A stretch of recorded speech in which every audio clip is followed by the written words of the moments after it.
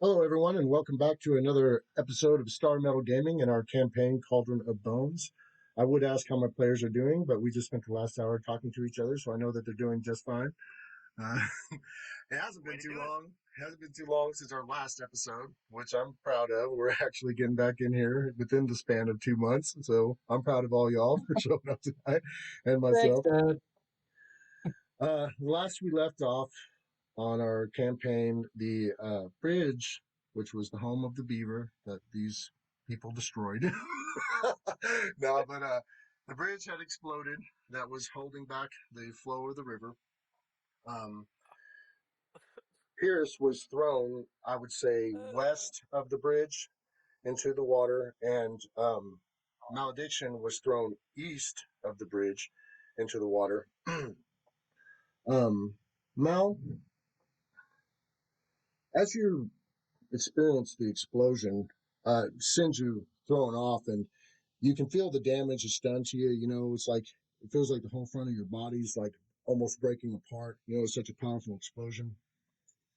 Um, as you fly and you hit the water, right, you see yourself start sinking down and the water appearing above you, but then it starts flickering away, and you can feel yourself turning off. As you fall down to the bottom of the river and your eyes go black, you seem to wake up uh, kneeling in what seems to be a vaporous gray smoke, right? What do you do? He makes a new character. Oh, I found the treasure of a new character sheet. Yeah, yeah. Piece of paper. Scroll unfurls in front of you and it says, Yeah. "Script." What is your start rolling? So I will start standing up and looking around and see if I see any landmarks or anything that would kind of give me a clue as to where I'm at or something to go off of. You raise your eyes and you look around and you notice that you're totally surrounded by this grayish vapor. As you stand, a familiar visage appears from the mist before you. It is well dressed and wearing embroidered clothes. He looks cavalier in his demeanor. Uh, the man looks you over and starts moving towards you. Hmm. I will Uh, approach him as well. Hey, Okay. Lance, You notice, yeah, sorry to interrupt. sure. All the lights in my house just flickered. Yeah, it looks like it's going to be a little stormy, so I'm just letting you know, in case something happens, letting you know Oh, that. dang, I didn't even consider that. Well, we'll do what we can. Yeah, I'm sorry. I didn't even think. I like it. Everything just dimmed. And I was like, oh shit. I don't even have much on, so trying to conserve as much power as I can. As you're approaching him, Jared, you notice that both your steps are kind of linked together, right? It's as if you're walking in the same way, and it almost feels like a mirror. And you even go to move your hand while you're coming up close to him, and he moves with you exactly the same. As you become close, the man looks you over as you're looking him over, you know, and your moves are copying.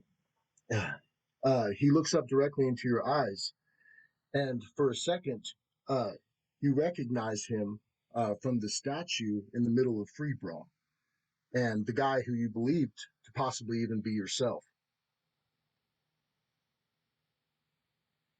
Inception. Adagio.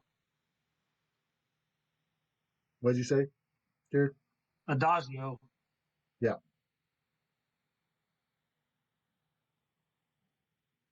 But it looks That's like you're looking at Mal him. will say that out loud. He will Okay. just say Adagio.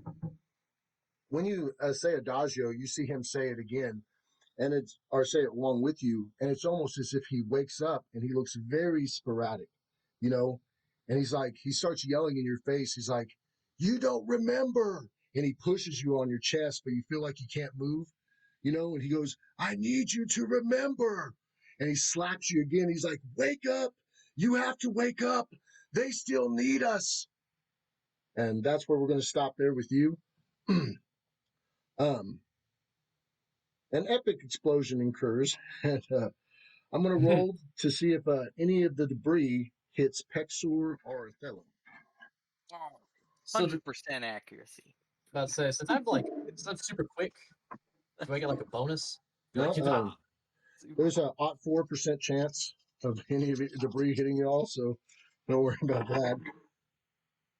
Whoa. did roll 0. I did. I rolled a not 6. I was like, dang, that's close. Okay, But don't worry about it. Don't worry about it. Worry about Um, it. Whoa!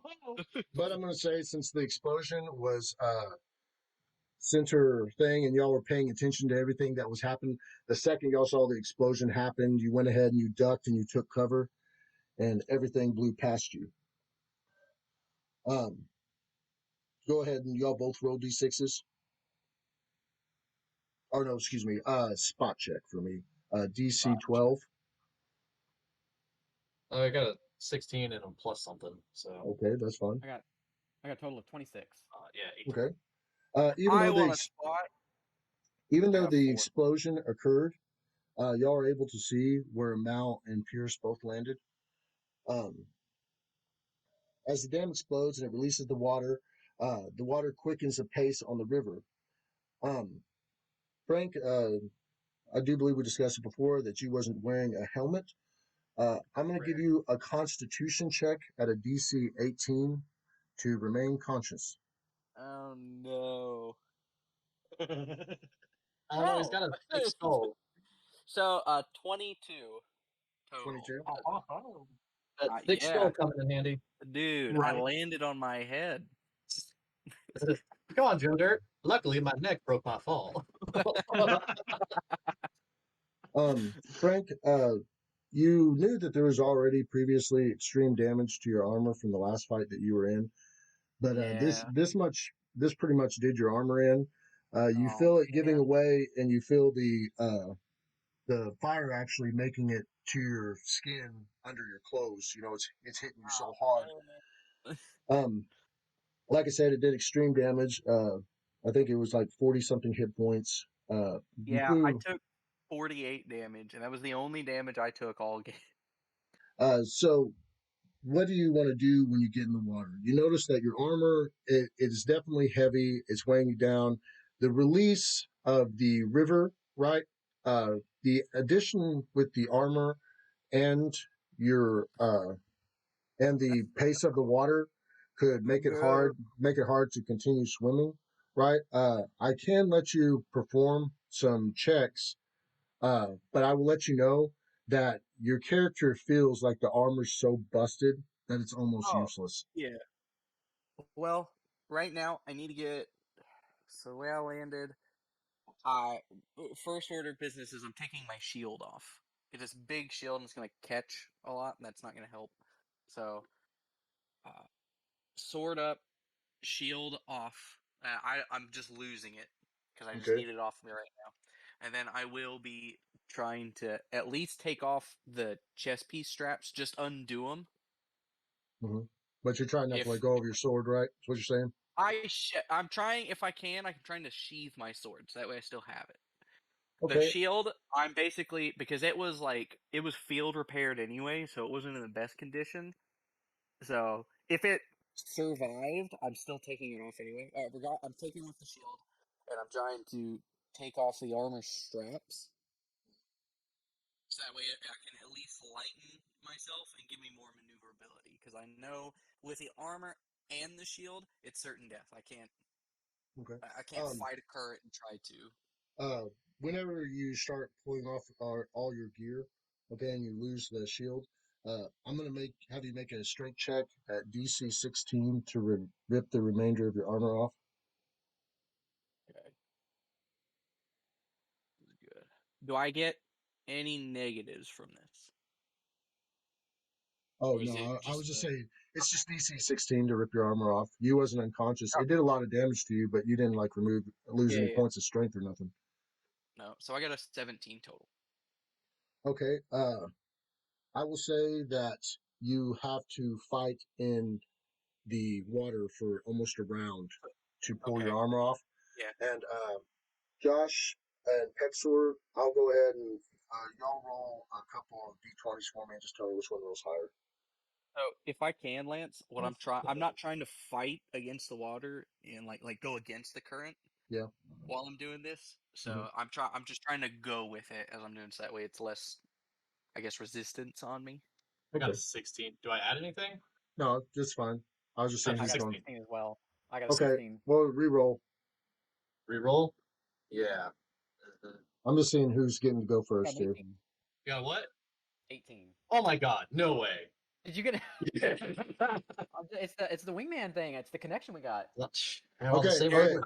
okay. Well, that's the chosen. If y'all roll the same thing twice, then you are definitely going to be going off simultaneous. If you run into each other, it's not my bad. But the thing is you both go to react to the problem at the same time. What would you like to do? Either Okay, So one so of do you y'all we said can that let swing the. at the same time, or? Well, if y'all want to let the other one speak first, that's fine. Like I was just trying well, to I see have which one. something. Yeah, I have something quick I can do in the beginning. Oh, This is okay. the first thing that I would do, and then we can switch off. So you said that we saw where both of them landed, right? Yeah. Hmm.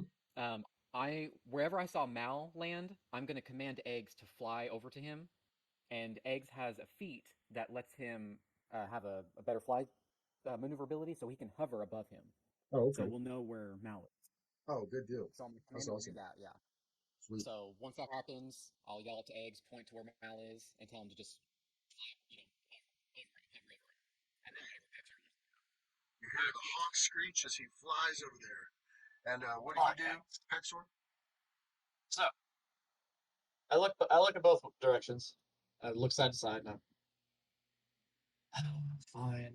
So then I'll summon summon undead 3. I will summon an undead ogre, and I will have him dive in and pull. Who do I want to save?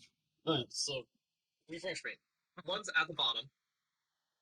We're both at the bottom. Okay, then I will save the half giant because I know that all we have to do is stick him in, stick our warrior in some rice, and he'll be perfectly fine. So, Okay. so he'll dive in and pull up with his. Yeah. Well, I mean, I wish him luck on catching him.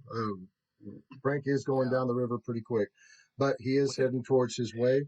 Uh, he's undead. I got plenty of them. Frank, you managed to bust your armor off. Sweet. How clear? Well, all right, never mind. First order of business. I'm trying to surface. Okay. I'm trying to surface All right. to get a breath to see if Okay. I can. Go ahead and roll your swimming check for me at a DC of 17. Don't say that. Ah! Where'd it go? Oh, backup dice. Oh, natural 20. Yeah, that's awesome. Thank God. 'Cause Okay. Pexor and Othello, as you're sitting there, and Pexor sends his undead into the water, uh, the hawk starts flying around, and as y'all's looking, you see Frank bust out of the water, and all of his armor's off of him. His shield's gone, but he still has his sword, and he's trying to swim, and he doesn't want to lose his sword. And he's doing his best to swim against the river, but he is actually so strong that even holding an object, right, he's not losing ground. So he's trying to swim towards y'all, right? And uh, he hasn't started trying to make his way to the bank or anything yet. But right now, he's just trying to get up and rise and swim against the river. And you'll see that Pierce is so strong since he rolled a 20 that he was actually swimming against the current. dude, I'm an amphibian. All right. Oh, you Solomon. Is there anything y'all want to do before Frank makes his next action? I'm like a Pokemon. I'm evolving right now. Yeah, if I see him break the surface and kind of, you know, sticking where he's at, and then there's the big undead thing running towards him. Oh God, no, not in the water. Do I see like Mal underneath the surface? Is he floating away, or is he heavy enough that he just kind of sunk? I'll run over there. Mal 100% sunk. And he's closer to the other bank the way he flew. So to get exactly where he's at, y'all would probably have to eventually make it across the water. Okay, so yeah, if I see him not moving, then I'll just keep eggs over Oh, there, and I'll yeah, go. he's underwater, like he's sunk like a Yeah. stone. You know, so Okay. he's just laying on the bottom. Yeah, even with my lighter materials and everything, I'm still 330 pounds. So Yeah. Oh wow, And, Dead weight. I and didn't know also, you were lighter. I didn't know that. I thought I was guessing you were like 600 pounds. I got a question. Really quick question. So, would he actually be like shutting off? Because when we were in the were sharks, Mhm. he was at the bottom of the ocean and he just walked out, if I remember correctly. Oh well, no. What it was so he the went? He reason went to. why I'm shutting down is because I am actually -3. Oh, okay. Yeah, Never mind. Yeah, he can breathe. Never mind. He's fine underwater. It's just he was like losing power Yeah, as I get you. He's dying. Yeah, I die. I Frank. usually close my eyes when I He die was too. You Thunderbolt. Frank, you bust out of the water and you realize it'd probably be better to head towards one of the shores instead of Yeah, just all right. against the current. Whichever bank I'm closest to, which spread from the explosion, I'll probably say I'm guessing the opposite bank from what they're on. Well, I'm gonna roll it because I don't know which way it threw you. So Right. over 50 is opposite bank. Under 50 is Othello and Pexor bank. We got 20%. Okay. Come on. So I'll be making it to that bank if I can. If I can get to a point where I can like stab my sword into the riverbed to like try to help me claw my way Yeah. up. Well, what's happening is you swim for a little bit of ways. You swim towards the riverbank, and you start like trying to stick your sword in, and you start getting tired, and it starts defeating you. But then all of a sudden, you feel something grab you under the water, and it's like it's carrying you towards the location you're going. It's not like trying to hurt you. It like kind of just grabs your kicking leg, and it just starts pushing you forward and trying to help you forward. Cut it off. You cut I it don't off. know what I don't know what the hell is happening. I didn't see him cast it. I didn't see nothing. There is something grabbing me. I'm going at it. Okay, do you have the stats of your character there, Mike? I don't know if you got No, them on because I there. didn't think that I had to look it up because I didn't think he'd be fucking murdered. I'm sorry. I didn't realize. You know what? We'll just say I think a lot. I vaguely recall last time his AC was like 15 or something, like 15 or 14 or something like that. super high. Okay. Go ahead. What I'm going to say, Frank, is you start swinging and hacking at him, but he's underwater and you're above water. So every time you hit the water, it kind of slows your blade down and you're not doing enough. It's hard to hit him. But after you swing a few times, you kind of realize he's carrying you to the bank and he's not hurting you. And then you just kind of like, and y'all get up to the area where he starts coming out of the water, and you can see that it's Pexor's undead troll. And so then, wait. Okay, so I stand at the bank, the river, and I hold my hand out. And I said, "Welcome to the first bank of Pexor." I kill him. Damn. I kill him.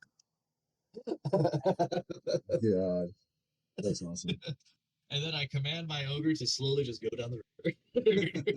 Did any of my stuff get washed up, or is it long gone?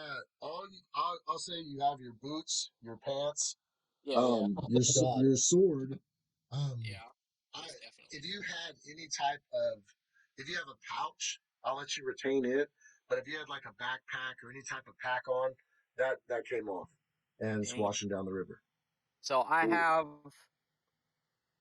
Damn. I have my family signet ring, my Thank long God. sword. Yeah. Oh boy, gotta keep that one. Go ahead and make another Constitution check for me, Frank, at a DC 15. 14. 14, you did fail. Yeah. Uh, you notice as he comes out, he almost collapses. The whole front of him has been burnt in places. He's got spots of burnt, and even the side of his face got badly burned. Right? Yeah, 'cause I was in the middle of that. Well, a side of his face got badly burned. I'd say the right side of his body got mostly burned, and the left side got a little bit. But it's not like he looks like Freddy Krueger. It's just spots.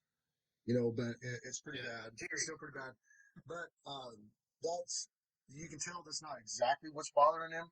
Like when he comes out, he's sitting there and he's trying to like hold himself up on his sword and he drops to his knee and he's sitting there and he's freezing, shivering. And you can tell he just now crawled out of ice cold water. Well, so I seeing lost so he's on my the shore now though with us, whetstone. right? Huh? He's on the shore with us though now, right? Yes. On our Yeah. side. Mm-hmm. Okay. Push So him seeing back that, in. Good luck. I weigh more than Mal does. Ogre. Yeah. yeah. So He's did, down so the did river. yeah. So did Pexor's ogre just kind of gave up and it's just floating along, Yeah. like I gone? mean, I'm just like I'm watching him wave, but he puts up a hand and waves back at me. It just keeps on going down. Nice. Okay. I lost all first my thing, money. yeah, I'll ask Pexor, like, do you have a rope or anything that we can use to kind of get some leverage on Mal to bring it back up? It's down the river. I just gotta do something for everybody. I'm just. Oh no! I I'm mean, gonna beat the I shit out of you literally, later. I have a belt. That's about it. So he I have a will belt. beat you. I have a belt with a violin. I'm thinking anything that we can wrap around because he's too heavy. I'm not gonna be able to lift him, and it looks like Pierce is Okay. not in any condition to move anything. Okay. Okay. How You know what? far in the river is Malediction? He's on the other side. He's on the right? other side, but he's kind of in the middle-ish of it. He's pretty deep. All right. Oh dang it! He won't be able to pick himself up. He's asleep. Damn. I was gonna ask if black sand would turn into sort of a black mud that he could walk out of. Okay. Shit.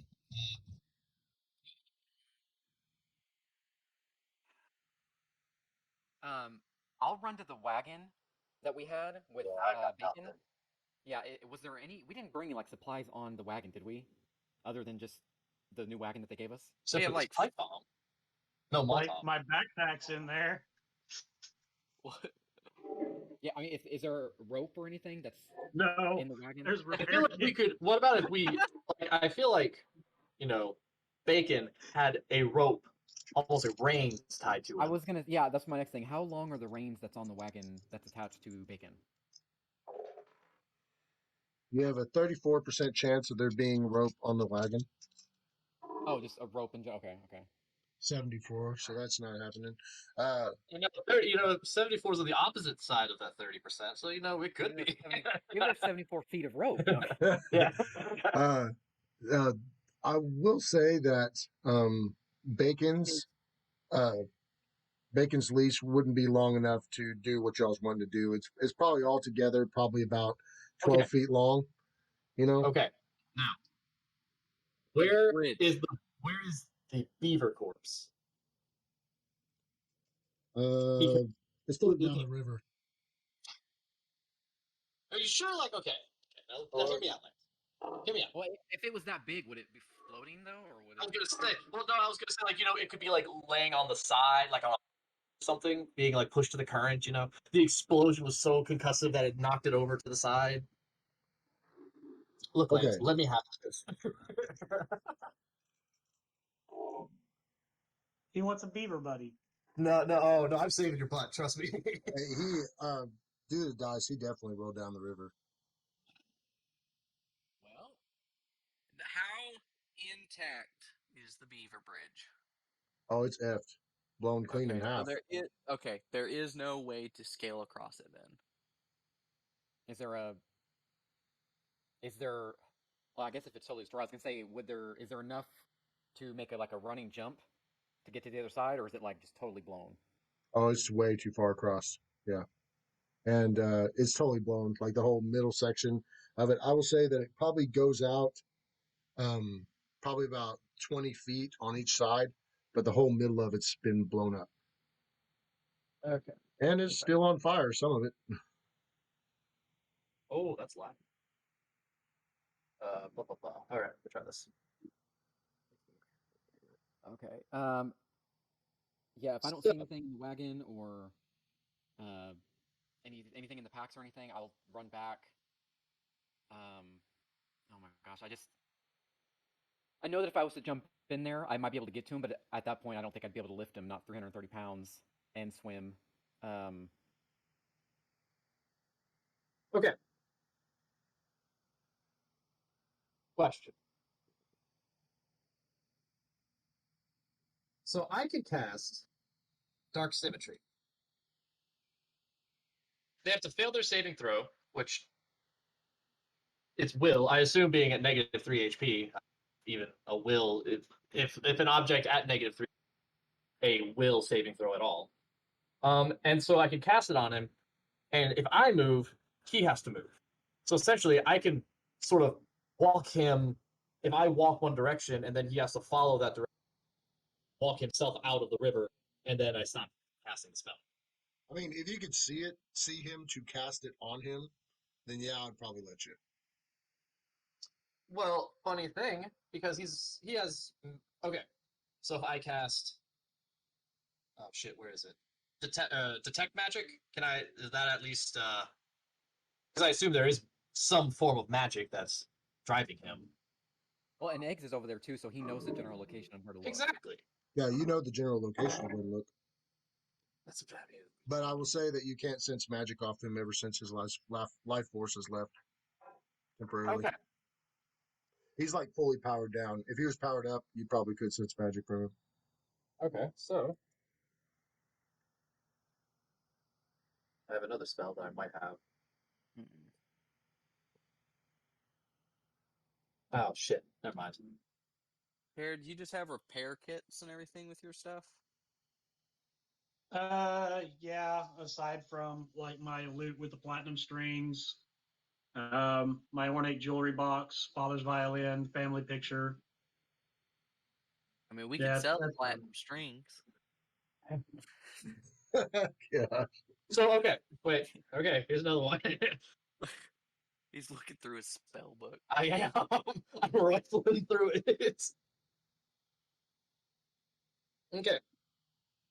I don't know because it's rather ambiguous. Let's stay in. If I cast, so obviously he is having some sort of thought, or there's something going on in a consciousness, i.e., this dream that he's having, right? Was, yeah. Mm-hmm. So if I cast, for example, detect thoughts, then if there's something firing up there, I should be able to see it, right? Hmm. Shut Frank. I'm trying. We can stealth this Detect. shit. I'm over here. Well, over here. Let's drag him I would off. say he's not having a thought. He's more having an outer body experience. Like his soul right now is like not even in his body. So I wouldn't consider it like he was operating and having a thought. I mean, it is some good ones. I mean, like I'm not trying to shut you down or anything, but I mean, Sure. All I hear last time is, "Oh, sorry, Michael, no, it didn't work. It's just too." How? Oh, Okay. Michael, sorry, it didn't work. It's just brain's just too big or something. yeah. How are there any sticks left on the bridge that are like 10 feet or more long? Oh, of course, yeah. Okay. I'm Oh, gonna try to get one. Okay. What if I use? Y'all see Frank, like you see Michael, he's going through his spell book. No, you're a sorcerer, aren't you? You don't have a spell Well, it should book, be. right? I think. I don't remember. Okay.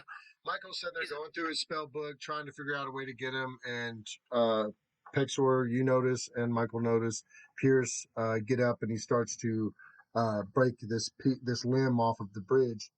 And it looks like a 10-foot long limb. You also notice that, I mean, even though Frank has hit points left, he's still shivering, he's still cold, Oh yeah. he's playing tough guy, Oh yeah. but you can tell he's not happy. Othello, you know how to fish? Yeah. Good. Help me. And I'll I'm run over to wading him. in a little bit into the river, trying to find a spot round about the knees, and I'm just kind of trying to reach the stick out to where Eggs is hovering over, and trying to poke and see if I could feel for a body. Oh, okay, Now, so you go to swim over where he's at. no, not if I can help it. Well, I I just mean, I'm wanted just to saying see if that that stick. he was flung a good distance from the bridge, so you'd have to Yeah. swim. He's more accessible from the other side. Like I said, he's closer to the other side. If y'all do find a way across, you'd probably have a little bit more access to him. Did you go out on the bridge to help him, Othello? Yeah, yeah. Okay. Um, Bacon has the wagon on him, right? Hmm. Okay. Uh, I'm gonna say as you walk out on the bridge, it's kind of damaged and misshapen, and Bacon he doesn't feel like that he'd be safe walking on the bridge, and you see him like get in the water, right? And he still has Oh, the wagon attached to him, right?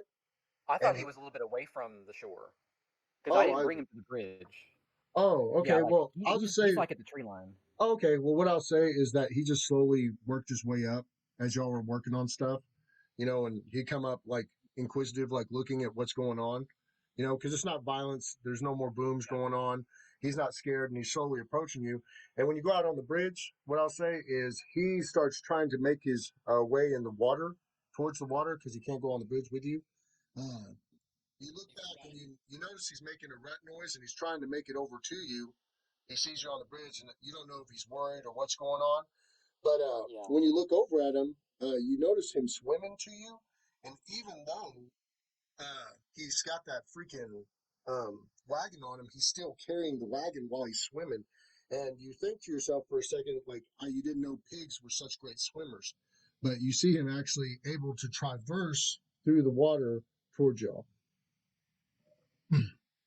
And he's Okay. he's squealing and yelling. You can tell that the wagon's kind of slowing him down a lot and pulling him, but he's so tough and he's so strong, and they hold so much oxygen in their upper body, and their top half is so like filled with air that pigs almost float naturally. And he's just kicking along and pulling the wagon towards you, screaming. And when you see that, you think like, oh wow, maybe I could even get across on him one at a time if I wanted to, but that's up to you. Yeah, if I see him start to get in the water, Well, I'll be I'll damned. yeah, I'll think of that, and I'll lead him away from it, and I'm gonna take the wagon off, so he'll Okay. have less weight. Okay. And then yeah, I'll just yell out, I think Bacon might be able to get across.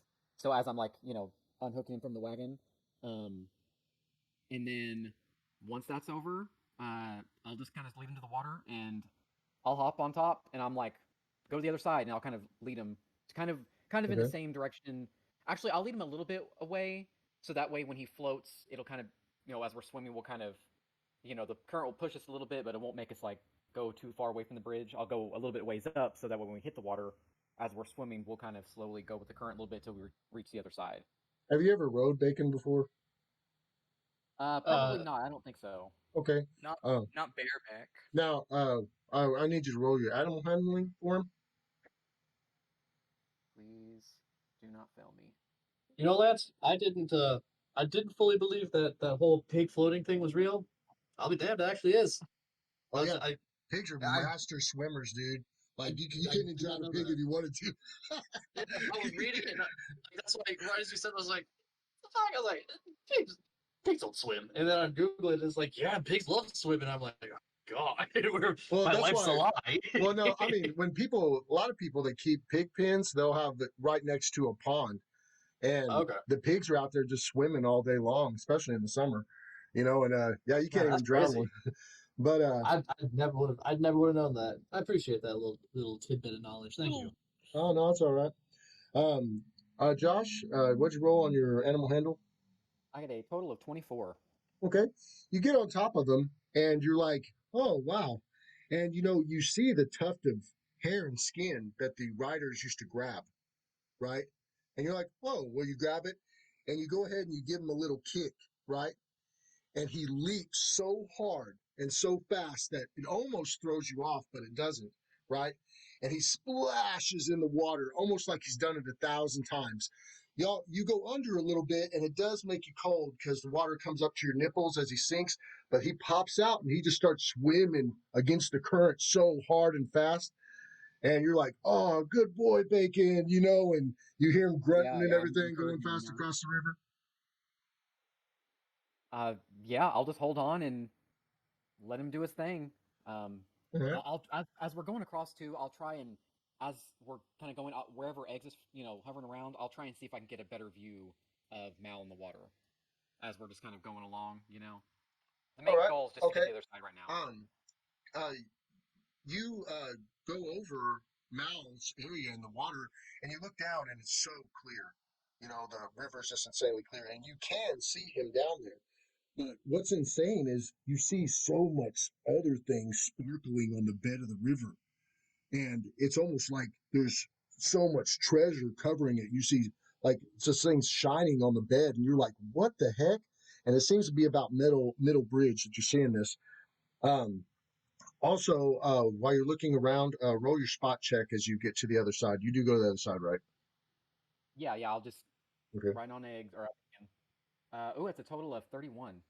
Okay. Oh man. Well, I was going to say a DC of 19, but down the way on the side, right? Before you send Bacon back to get somebody else, you see Frank's book bag hanging on or Frank's backpack hanging on a limb on the side of the river. Don't get it. Does it look like I could safely reach it without Oh yeah, trouble? it floated to the side and it's on the bank, right? Yeah, Don't get it. Yeah, no, I'll grab it and just kind of pull it up. I'll There's rummage not much through in it. there. Yeah, I'll rummage through it. Is there rope or anything like that in there? Nope. Well, There's wet food, Wet food. water skin, a whetstone, and that's about it. that's about it. Yeah, I didn't. I'll just. Yeah, I didn't have. My Yeah. money was in my coin purse, which is somewhere. Yeah, I'll just kind of pull it away from the river a little bit, and I'll just, I guess, get to where, like, I guess in the area where Mal is. How deep is the river from where I'm looking at? It's probably about 25 feet down, Oh, okay. the middle part. Yeah, in that case, I'll just yell out, Mal's right here, and I'll just keep an eye on Bacon and kind of direct him to go to the other side and try and get. I imagine. I don't even know if he's going to be able to also carry Pierced, but he did lose his armor, so that's a lot less weight, right? And I still weigh 360 pounds. Wow. Yeah, go on a diet. So we're just gonna have them bring one across at a time. Yeah. Yeah. If I'll I'll yell out to Pierce to tell him to get on Bacon and see if Bacon can get him across because we need somebody with strength over here. Before that, I'm gonna launch several good-sized sticks on the other side. Yeah, and if he's doing that, if any, I'll be on the other side to kind of not catch them necessarily, but like I'll pull them in, or Yeah. like if they start to slip, I'll pull them up. Okay. All right. Well, I'm going to say that he comes across, and since Frank's throwing the sticks and stuff, he'll pick up Pexor next. Whee! And Pexor ride the piggy across. Hell yeah. Pexor, do they have a riding land base for? They have a riding check for 3.5. I don't have a sheet on me here. It would be the ride check. Yeah, it's a ride Okay. skill. Just go ahead and make a ride check for me, Pexor. Based on dex. Hell yeah. You need to make one as well, since I was on Bacon. Well, I gave you the animal handling check, and I forgot to give you the ride. But you did so good at that animal handling that I'm going to say that he was like really gentle with you, and you don't even have to worry about it. 19. Okay, that's fine. That's a lie. Okay, you With ride his the ears pig. as I ride. Right. You do notice also as you're going across, if you look over the side of the pig down at Mal where Eggs is flying, that you also see lots of stuff shining on the bottom bed of the river. I go Like, what kind of stuff? All you can tell is that the sun's reflecting off it. It looks like that the bottom of the bed is covered in sparkles. So you don't know if it's coins or gems, but I will cast Mage Hand and try to pick up what I can as we go across.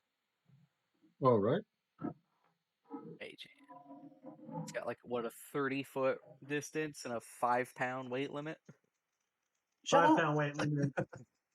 At his level, it would be a 40-foot range, I think, maybe 45. I'm gonna Fighting say that you got a couple of gems that are worth about 75 gold pieces apiece. You also got a necklace that's worth 150 gold pieces, So like, and you also got parts of crate and stuff like that. And I will say that you pull up a 60-foot piece of rope that was, I'd say it was kind of like being held down by this rock that you moved. I look at it, I go, ew, Wow. and then I throw it away. I'm just kidding. If I see the rope starting to like lift out, yeah, And for I'll my, like, yeah, I'll kind of motion and be like, yeah, bring it over here, bring it over here. and for my next trick, all right. But it's moldy underwater rope, so it'll break. It's magic rope. That's never Magic moldy. Yeah, But it- magic I'll rope it is can still never break. moldy. Yeah, what's that? I cast mend. Oh, I just gotta use light. I just realized stick my finger in the water. Light. All right, y'all. So y'all's all on the other side. How would you like to do this? All I right. forget myself. So this is Well, gonna if- suck balls. Who can swim the best? The pig. Well, yeah. I mean, honestly, bacon. But other no. than that, probably me. Okay, so But- here's the plan. We're gonna tie one half of the rope around Bacon. You're gonna hold on to the rope, swim down there, Mhm. tie it around Malediction, tug on it, and once you tug on it, we're gonna pull you up. Well, okay. Yeah, that sounds like a plan to me. That sounds great. And then I'll just quickly, Alright. tie it off the best I can. And the rope, it does look functional, right? It's not like I can, look at it. It's not just like fraying and about to just pop apart, right? I shouldn't have asked. I did cast mending. Okay, well, yeah, Oh. if that's the case. You did cast mending on it. All right. It You go to works on take. It works You on go my to, emotions. It's so funny because you go to pull the rope once, and it snaps, and you're like, ugh. And then Pector's like, I got you, and he casts mending, and you see the rope almost appear to be brand new. No. What happens? What happens is I go, oh, silly boy, and I grab both ends and I put them together and I reappear my hands and go. That's it. He's turning into a street performer. Yeah. Pexor gets to tie He's the rope going to to Elven Malediction. City, like doing tricks on the fucking street corners, and That's actually why they ran me out. I was a mime in another. I cursed them all. I said a mime is a terrible. So, Josh, so you're going to tie some of the rope to Bacon, right? And you're going to tie the rope to you. Then you're going to swim down, tie the rope to him, and then you're going to have Bacon pull y'all back up. Well, I maybe not tie the rope to me specifically. Just hold on to it so I can tie it to Mal, and then hold on to the rope and Mal, tug on Okay. it, and then try and pull me up. All right. Okay. You go to jump in the water. If everything looks good, and I'll do one last look to Pierce. Or would Pector, you but rather me throw you? Well, Uh, he should be closer to the side that we're on now, right? So if I get a little bit away, like I did with Bacon, I can jump in and let the current kind of take me, Yeah. right to him, and then I'll as I'm swimming down, right? Okay. On your way down there, though, try to do you want to? stuff. I guess I'll just roll to see if I think you would notice something. Um, go ahead and roll a wisdom check for me, Josh. It's great wisdom. Yeah. Don't know what DC you hit. Oh, geez. That is a total of 20. Okay. It just dawns on you that if you don't wear your clothes in, they'll be dry when you come out. That is pretty Oh, wise. Yeah, I'll take off my pack and everything before I hop in. Look at that. He really is human. Yeah, I'll take off anything that weighs me down a little bit, Okay. and I'll just set it to the side, hold Right. onto the rope, and I'll tie it around my hand a couple times, make sure I got a good grip on it. And then, like I said, I'll get a little bit of ways away, jump in, and then swim over it and let the current kind of take me to where Mal is as I'm swimming down. Okay. And I don't want to jump right so, on top of where he is. all right. It'll Well, you seem run fast. and you go to jump in the river, right? When you hit the water, go ahead and roll a Constitution check for me at DC 14. Or is this fortitude, or would it be constitution? Or if you fortitude. say first is cold, I guess fortitude would work. Now, I do. Hold on. As a ranger, I'm pretty sure I get bonuses against hot and cold. Okay. Let me double So check. your endurance Endurance, feat that you get for being a ranger and everything will help you with that. Nice. The fortitude. Oh, that is a natural 20 for a total of 26. Okay. And When you then jump, when you jump in the water, like the instant cold shocks you, like it's the coldest thing you've ever jumped into. It almost feels like it's biting. It feels like you got little fish biting you all over your body when you jump in. But it's kind of like you reassure yourself and you feel just so confident. And when you jump in there, you're just like, I have to save Mal right now. We've went through too much crap, and you just total double down and you start swimming towards him. As you do, you notice you see the broken part of the bottom of the dam, right? And you notice that the broken part of the bottom of the dam, you see like wagons and barrels and everything busted, like things that the beavers used to build the dam. And you see at the bottom of the river, you see occasional chest here and there. One's got the lid open, the one of them's don't. You see busted wagon wheels, but you also see gold pieces or different types of coins and different types of jewels in the distance on the bottom of the river. And it looks like that these are all from possible wagons that have been here before that tried to cross, and the beaver just kills them, and then he takes whatever they had and he adds it to the dam, right? And that's why you see all the stuff down there. You get down to Malediction, and you manage to tie the rope around him. You lift him up. I'll say you stand over him. You kind of put your legs around him, and you pull him up as hard as you can, and put the freaking rope under him, and you end up tying it. And you notice like your breath's starting to run out, right? Right as you're getting it tied. Go ahead. Because of endurance, Mhm. I have fortitude saves to resist suffocation. Oh, okay. Well, what I'm going to say is when you got down there and you started dealing with him, the current of the river is still going, right? And you're doing everything you can to try to tie it around him. And I say that it gets to the point that the second you have him tied off, you feel like that you're about to lose your air out of your lungs. You swim up to the top, right? Or you yank the you yank the rope, ding ding. Oh yeah, excuse me. Yeah, you hold the rope. I'm holding on to the rope now. Okay. Yeah. Guys, Ding, ding. you feel the rope tug a couple of times real hard. All right. False alarm. Mush. Mush bacon. All right. Bacon goes ahead and he starts taking off, but it's not at too fast of a pace. He's going a little bit too slow. Smack him on the ass real hard. Yeah. Okay. You go ahead and you light up Bacon's ass, and like it was a firework. Bam. This is a weird conversation. And Bacon, he takes off running, and Josh, you're under the water, and all of a sudden, out of nowhere, you feel a hard yank, and like it's being dragged to you. But you look back as you're being pulled, and you see that Mal's being pulled along the water with you. And sure enough, splash! You come out of the top of the water, and he pulls you up on the bank. Right? It's like that scene in Shamu.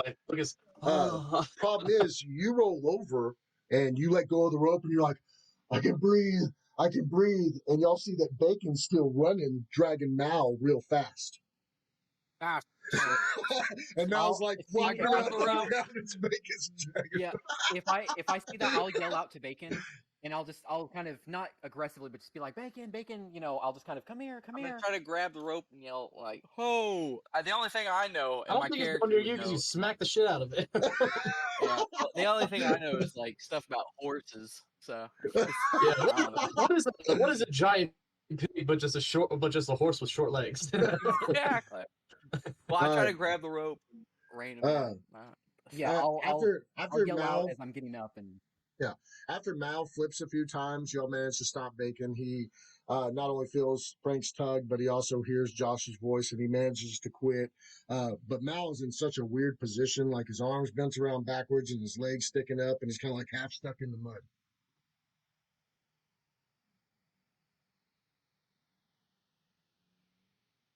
Did I lose a call? Y'all still there? Yeah. Both of them. Yep. I'm still good on my end. Hello. Do good here. Was Storm anybody finally passed me. saying something just now? Because it felt like it cut off for a second. Ooh, that was Yeah. spooky. I should still be good on my end.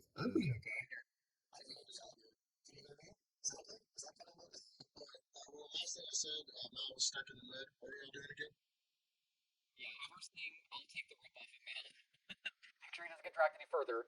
And I'll look at him and I'll see if I can just try and put his body a little bit right so he's not like totally pinned apart or whatever. Just not to repair anything yet, but just kind of if I can, if it feels like it's not gonna like break off or anything, I'll try and just kind of Yeah. Wait, I still have my little bag of tools. Yeah. So, What's yeah. funny is I actually have the armoring skill, so I can try to assess his damage. Besides death. Well, all of y'all working together with heal checks, armoring skills, and any other type of stuff, y'all can have a chance to resuscitate him back to 1 hit point, at least enough that I he'll give him wake. mouth to mouth. He has a faceplate on. I give him mouth to mouth. Wait, You're we need Optimus his Prime and repair that stuff, kit. huh? Yeah. Yeah, he needs a repair kit from the I wagon find his USB port and I give on him the mouth other to mouth. on the other side of the river. Did any I of y'all blew- grab? the Did any of y'all cartridge. grab? Did any of y'all grab Mal's backpack out of the wagon? No. No. If how rough is Bacon looking right now? He looks fine. Yeah. Okay, So he's just got I a big will. old red I'll, handprint on his butt. Yeah, No, I'll he's look got a lot into of it a bit. he's got a lot of hair. Well, actually, does Pierce mention the repair kit? Because as a fellow, I wouldn't Yeah. even think. So you Yeah. mentioned the repair kit. Okay. I need some of those tools to help. Okay. So him up. hearing that, I'll kind of soothe Bacon a little bit, just kind of calm him down, just a little bit. I'll kind of in a hurry, but just try not to get too crazy with him. I'll walk him back to the river, and we'll go across to get the backpack, and then come back. All right. So You look, y'all want to do anything while he's going and doing that? yeah, examining Malediction's body. Does it look like is his chest plate like blown open to where you can see inside of him? Yes. Is there anything in there resembling like a heart? I have 89% of a heart. I would say that inside of him, right, you do see a special casing that is where his heart would be. Now, you don't know if his heart is inside that casing, but you do see one there. It's like a protective arm, not over his heart, no. Did it grow 3 sizes this adventure? Right? Haha, it grew 3.5. Yeah. Oh. So I shouldn't pour acid on it because I don't want. Well, this looks like Shouldn't pour acid on it. Wake up. I smack him and break my hand. Yeah. All I'm right. just looking over him while Othello's getting the stuff. Okay, roll a wisdom check for me. Or intelligence. Sorry, you I never will worked on also it before. look over him. Both y'all roll I will intelligence. also look over him. All right. Okay. Intelligence. 16 total. Do I get to add in my armoring? Yes. All right. 19. Plus 4. Nice. That is a 20 non-natural. All right. So a 19 and a 20, both y'all looking them over. You see where the damage is done, and you notice that there's this flow thing that looks like it was dented and crushed, but that it could be hammered back out. You see a few other things that have been shoved around that it can, and you notice, you could probably hammer his chest plate back to where it was, even though it'd still be damaged until it got properly repaired. It looks like that he might be fixable if you understood more about him, but it's definitely going to take all three of y'all looking at him and working on him at the same time. Wait. What's this on his back? It's all. Why is this switch off? I touch his head, turn into a ring. Oh, it didn't work. I don't want to. I don't want to kid. All right, So Othello, you get back as there. So, Freaking Frank's trying to exercise the demons. so yeah, okay, I got a question. I got a question real fast. Because of all the time that I've spent working on Silent's head, because I still have that head and 89. Oh yeah. Do I know anything special Well, or okay. like any extra knowledge? Well, your expertise is not engineering, you know, and Yep. even though you find it super duper fascinating and you've had read over some things that have to do with engineering, you know that there's some complexness to this thing that's just like it just seemed like something you never ever even had to deal with. You know, you're like a mechanical being. Now, you've read of these things, but you know, do you have the knowledge to create one or to repair one? Not necessarily. But you know, fiddling around with him, all three of y'all, if you all pass a check to repair him, right? I'll let him come to 1 hit point and be resuscitated. So I assume that 2 out of 3 have passed, or did we have to roll again? Oh, so that was the intelligence check just to see if y'all could repair him. But I was going to have y'all all assist each other on an actual. That was to see if you think you know how to repair Okay. him. This one would be the actual attempted repair from all three of so you. I'm first gonna start like some of those fluid tubes. Yeah. Yes, probably made out of copper. I have no idea. I'm imagining plumbing here. Yeah. Some PEX pipe and shit. My first order, once Othello brings over some of the repair kit, is trying to like fix those, so that way the whatever's in there can go smoothly, start from inside and then work out instead of just the because in my mind the chest cavity, like closing up the breastplate, isn't actually gonna fix him. Yeah. It's what's inside that's Um, gonna fix him. So Jared, inside what's the repair check? What's the base stat for that? Um, hang on just a second. I went away from that because I knew what I needed to roll. Oh, Yeah, a couple, a trio of neophyte, Right.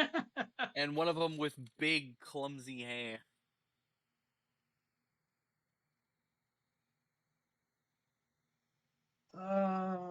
It's making the item. Do, do, do, do. Wasn't it something like 15?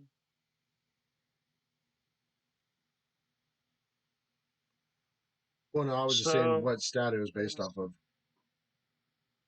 oh, the stat and everything is your craft, which is intelligence based. Yeah. Okay, that's good. Well, what I'll do is any of y'all that don't that like Frank, you're using your armor smithing skill to help repair them. So I'll let you roll Yeah. off of that. It does have a -2 because you don't know what you're doing, Right. but you get a +2 because it's you're on your armoring skill, I think.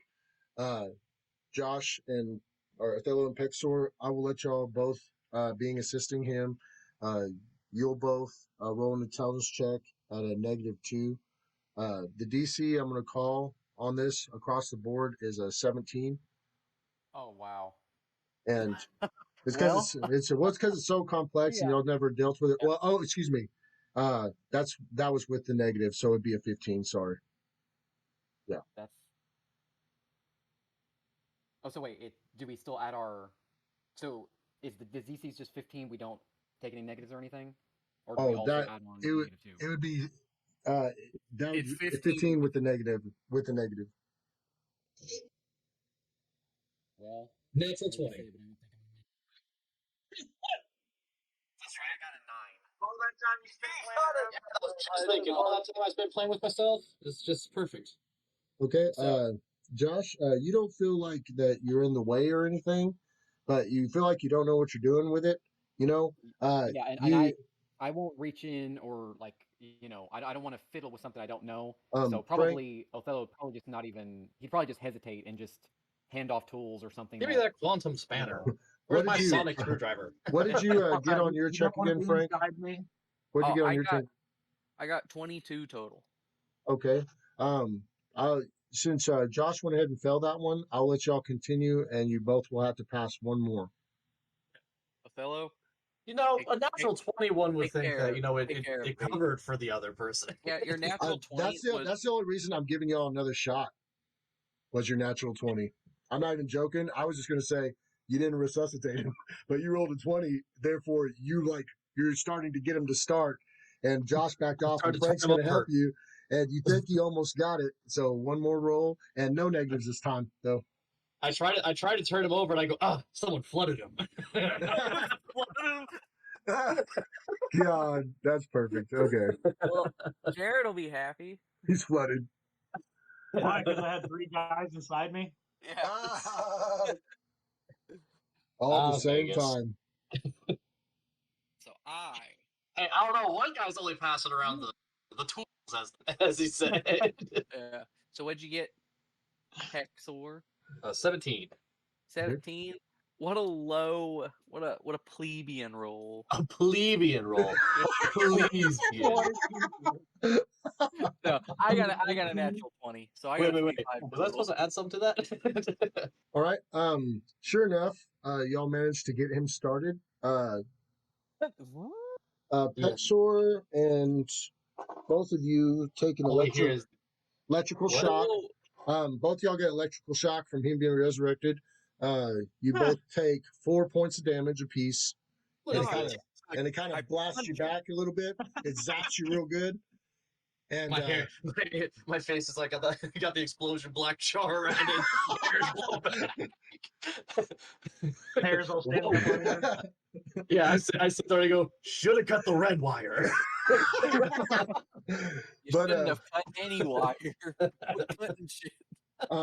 Malediction, the last time that you saw yourself hit yourself again the final time, you could tell that he was at his angriest, and tears are streaming down his face, and he's like, you gotta wake up.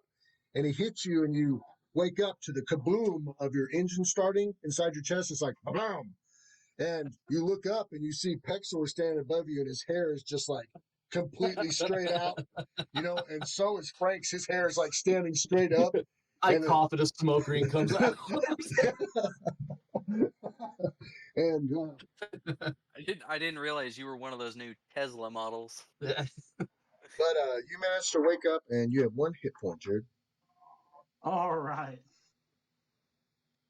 It lives. It's alive. Great. I feel like that would have been perfect for me to yell too, as being the necromancer. All right. Well, look around and see that the 3 of them are all right and moving. So, Well, all right, it's subjective. Yeah. Instead, I pull out one of my jelly things and I start. I'm okay. Throw him in the river. Yeah. eventually, we'll run out of them. I hold some out for eggs. Yeah. I'll walk over to Mal. I'll just kind of look at him like, are you all right? And I'll just kind of look him over like, it looks like he's aware, right? Like, Checking myself over. I think I will be. You want me to bend your chest cavity closed? No. maybe just I just like kind of give him a I like chance to to. call it. We don't want to cause any more damage. Well, I didn't know if Eggs was gonna go in there to roost. So. You know, No, I'll keep him. I'll keep him. if I recall correctly, I don't know how much has changed. Very changey group. We could probably find an armorer or something to bend all this stuff back whenever we go see my sister. So he's fine. I see your lungs. That's Question. I've seen plenty of Right, them. Trust me. His radiators. It's Yeah. the inside of the computer. It's Ah, just shit, you're leaking oil. fan. Start looking for the wagon. Is this blood or condensation? The wagon's on the other side.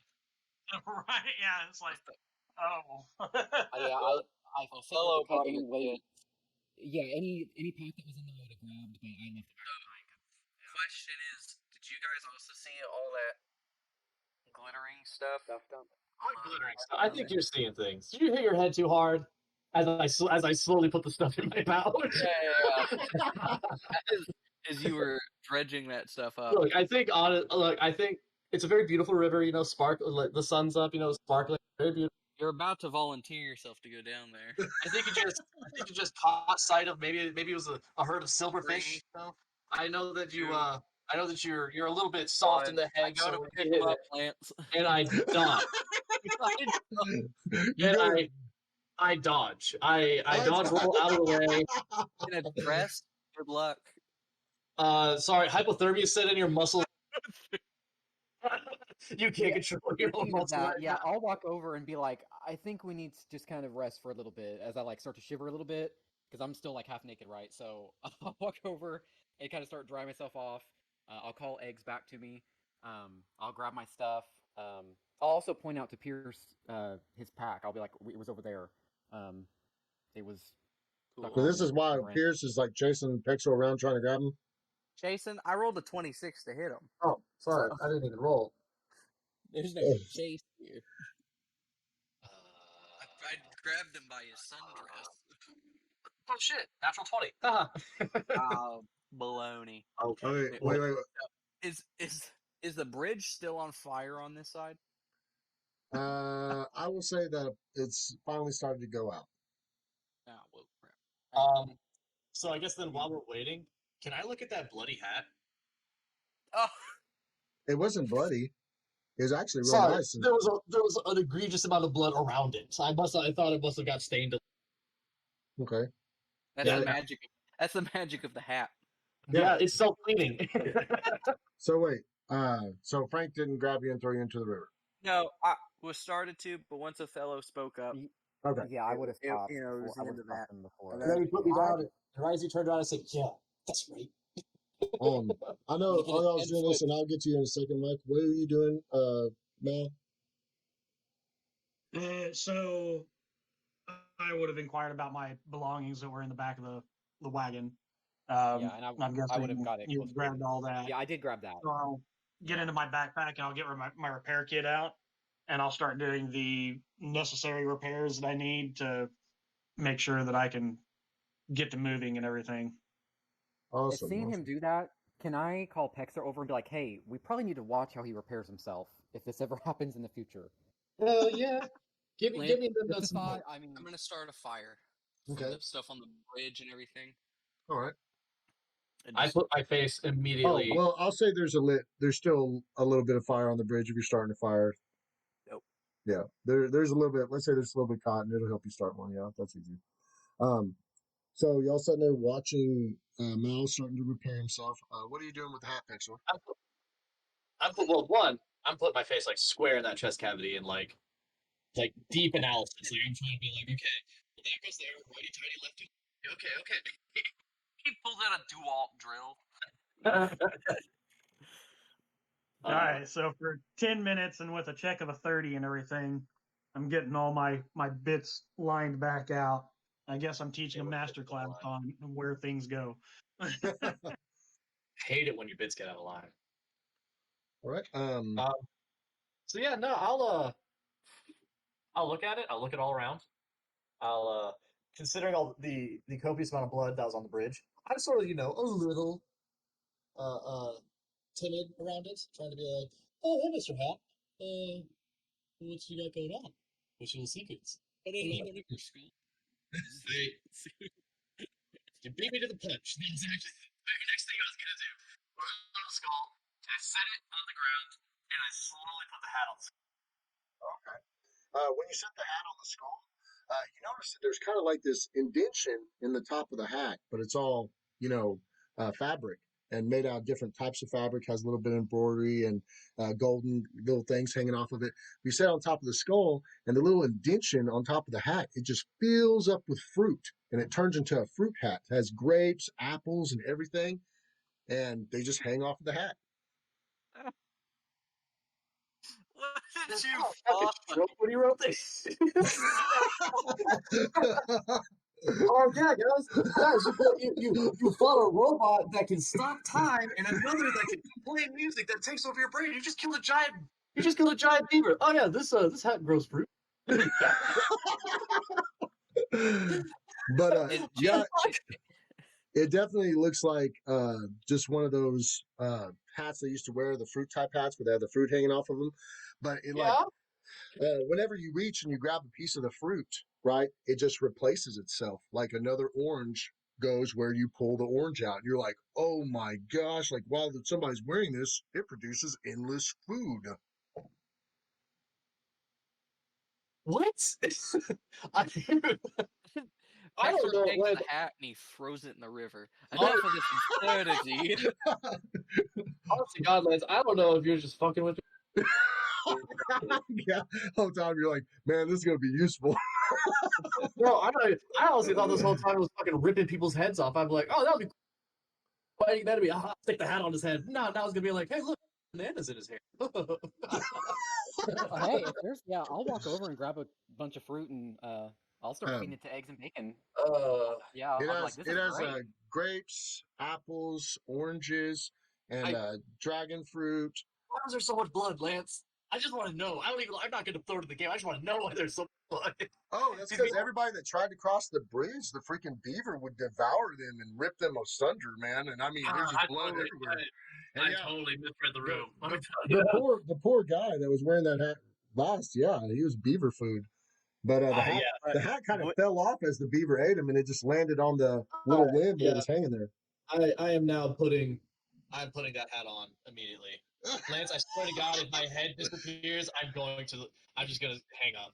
You Right. start feeling a little melony. Okay. My skin turns just a little bit more tan because I get some melanin. When you put it on,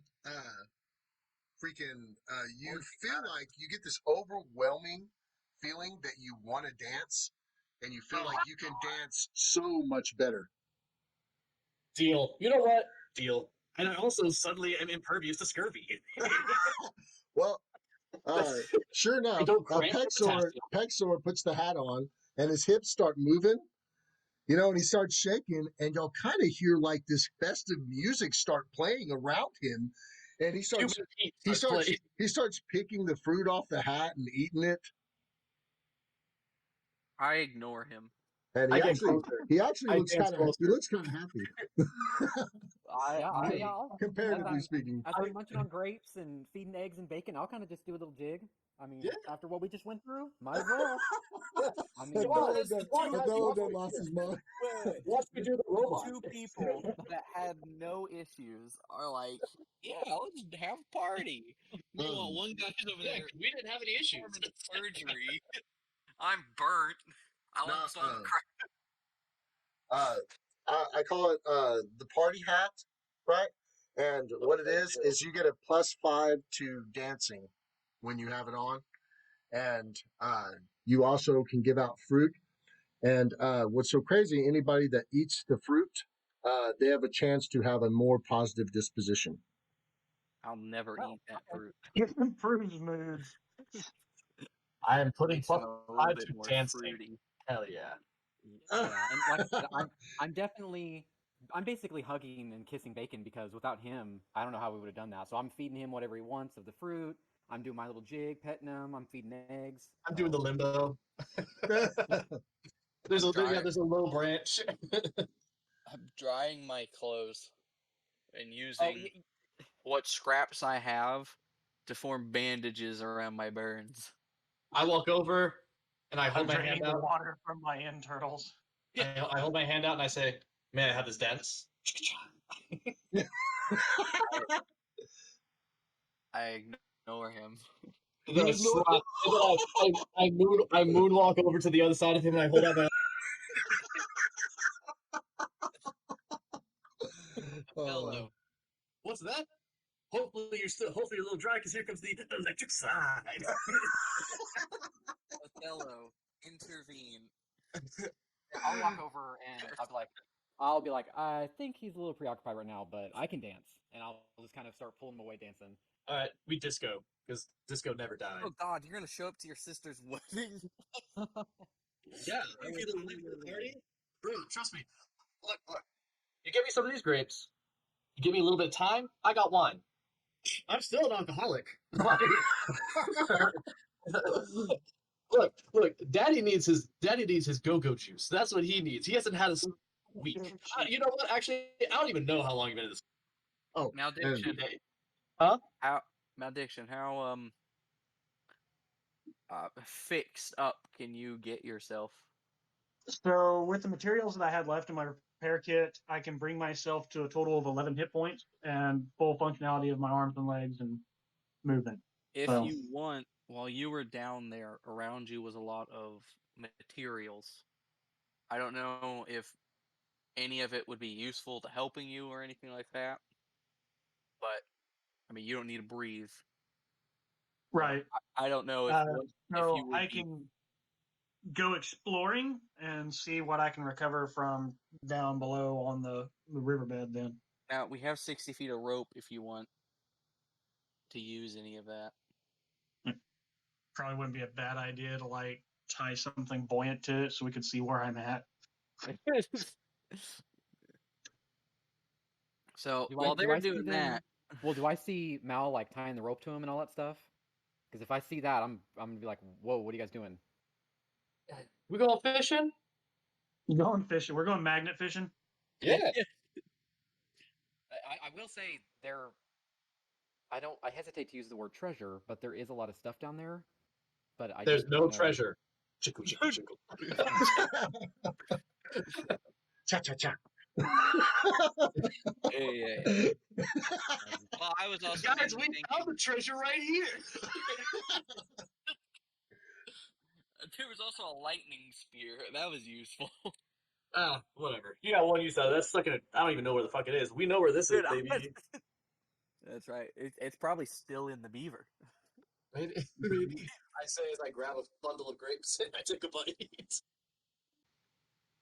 All right. Oh, So y'all go ahead and you Frank makes the fire. Um Mal, he starts digging for gold. Yeah, and with the backpack showing where he is, like as a bobber. I'll kind of drive a little bit, and I'll kind of. Were you Go ahead. using the backpack to fill stuff with?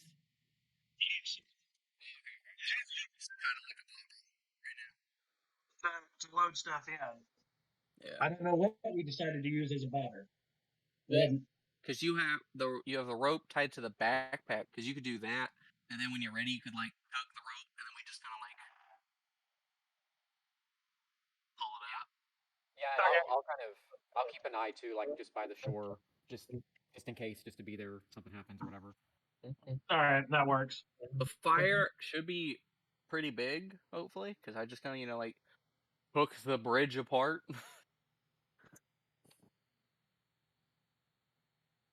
So then I guess we'll spend our afternoon, evening doing that, recovering what we can, so that we can trade and buy goods and all Yeah. that fun stuff when we get to the Elven settlement. Yeah, that and I lost like 1,000 gold.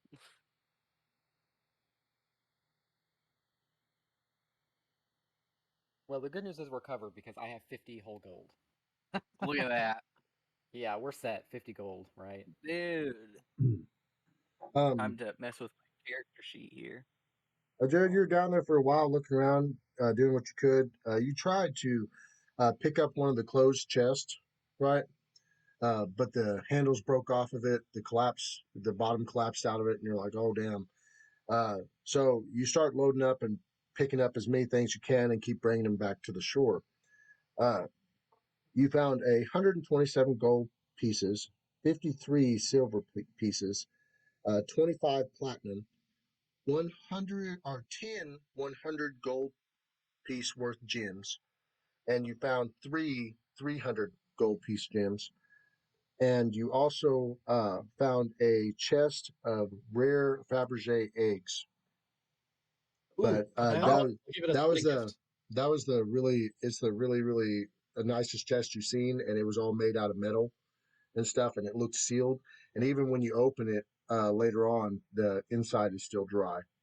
But you see All right. 6 valuable Fabergé eggs within the chest. I shimmy over and I look in and I go, "Can I have one for a wedding gift for my sister?" Yes. I mean, fine by that is- me. Like I don't. I picked the Like- most ornate. It has to be blue though, because your favorite color is blue. Fabergé egg. Yeah. Lance, just say yes. Just roll the dice. Just say yes. I was just estimating the value of it. Oh, You picked the nicest one out of there. okay. I was like, Lance, no. I don't know what. Are you? Okay. If you wanted to pick Josh, did you write all that if down, you're or- wanting to definitely pick the nicest one, I think it's called appraisal. Yeah. Go ahead and make an appraisal check for me. DC of 15. Since you've never dealt with Fabergé eggs that I know of. 16. Hey, that was like pretty good. Okay, you're able to tell which one is the most valuable, and you assume it's worth around 5,000 gold pieces. So then I pick this one up and put it away quickly before no one else can really figure out. I was like, how much does that thing cost? There's all just 5 looks- more. It's fine. Yeah, it all looks fancy to me. So I you know. Right. Yeah. But that was the He didn't- fanciest Like, one all out of we're the whole going to box. do is sell this stuff back in town and As you're get looking enough at the other gold ones, to replace what we lost. the other 5 ones are worth 1,000 apiece, and the fanciest one is worth 5. See you guys. We're good. Josh, were you writing this stuff down, or did I need Oh to? yeah, I got it. Okay. Dang. Yeah. Other than that, I mean, Like that. Was there But, any material down there you could use? I would say that you've seen some metal parts that were attached to some of the wagons, Jared, but all of it's been underwater so long that it's starting to be affected by the water. And even though you possibly could use some of those materials to repair yourself, they wouldn't be pristine materials and they could cause problems down the line. Right. Yeah. Okay. Yeah, I'll just have to wait until we get to the settlement then. How long till we get to the city? I think we'd only been traveling. Like, so how long till we get to the city? Victor's gone. I throw him in the water. Yeah. yeah. With the fruit hat? Wait. Yeah. No. Yeah. yeah. It's making fruit punch. Well, it looks like we set out pretty early, and it looks like I wrote down when we got to the thicker woods, it was about 5 p.m. It's nighttime. Yeah. Cool. Great. Frank, you're definitely spending a lot of time by the fire. Yeah. But I will say that you're officially not cold anymore. Now I'm just burnt. Yeah, I'll look over. I mean, does it like his wounds? Like, do they look infected just from like a glance, or like I He found actually, him- it doesn't look infected or anything like that. He just looked like that he got severely flash burned, and he has just different spots all over his body. You can tell that if it isn't properly treated with ointments and stuff, it could possibly scar. But yeah, I'll intimidate the germs away. yeah. After my very first heal check with Pierce and giving him like poison ivy on his messed up leg, I'm kind of apprehensive to try and treat him again, but. oh, I forgot that. That was so long Yeah. ago when you gave him poison ivy. Yeah. Good times. I forgot to keep up with that. That poison ivy would be out of hand by now. He would just be one big poison ivy. Alright, pen. Okay, so y'all go ahead and you fade off into the night. Do y'all take watch and stuff? Yes. Yeah. I guess I'll take first watch. Just so I can kind of process everything that's been going on, and I'll definitely comfort Bacon the best I can because he really literally saved our bacon. So yeah. Who knew when we Okay. first got him, that name would have such significance later. Your watch goes uneventful, Josh. Did we establish who's gonna? I'll go next. Why not? Okay. Cool. That means I get to sleep. Am I able to return to my ring form? Yes. Okay. So Oh, then, you naturally heal in that I'll state, don't you? Mm-hmm. Nice. I forgot he naturally heals when he's a ring. Yeah. That's So cool. maybe we can switch. Like whoever's on watch can wear the ring or hold it, and then Right. swap. That's what I was thinking. So that Yeah. that way, if you need me, I'm there. But in the meantime, I'm Also slowly rest, healing. Yeah. Okay. All right. I put him on my finger and I go ring ring hello. Hello. Your watch was uneventful, Pexor. Was there anything you were wanting to do to the other players while they were asleep? That's an idea.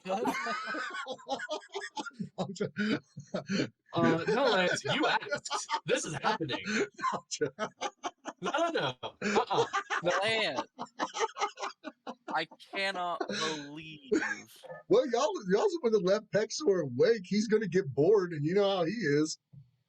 He's got a hat. Just fuck around with a hat. That's going to last about 10 seconds with his attention span.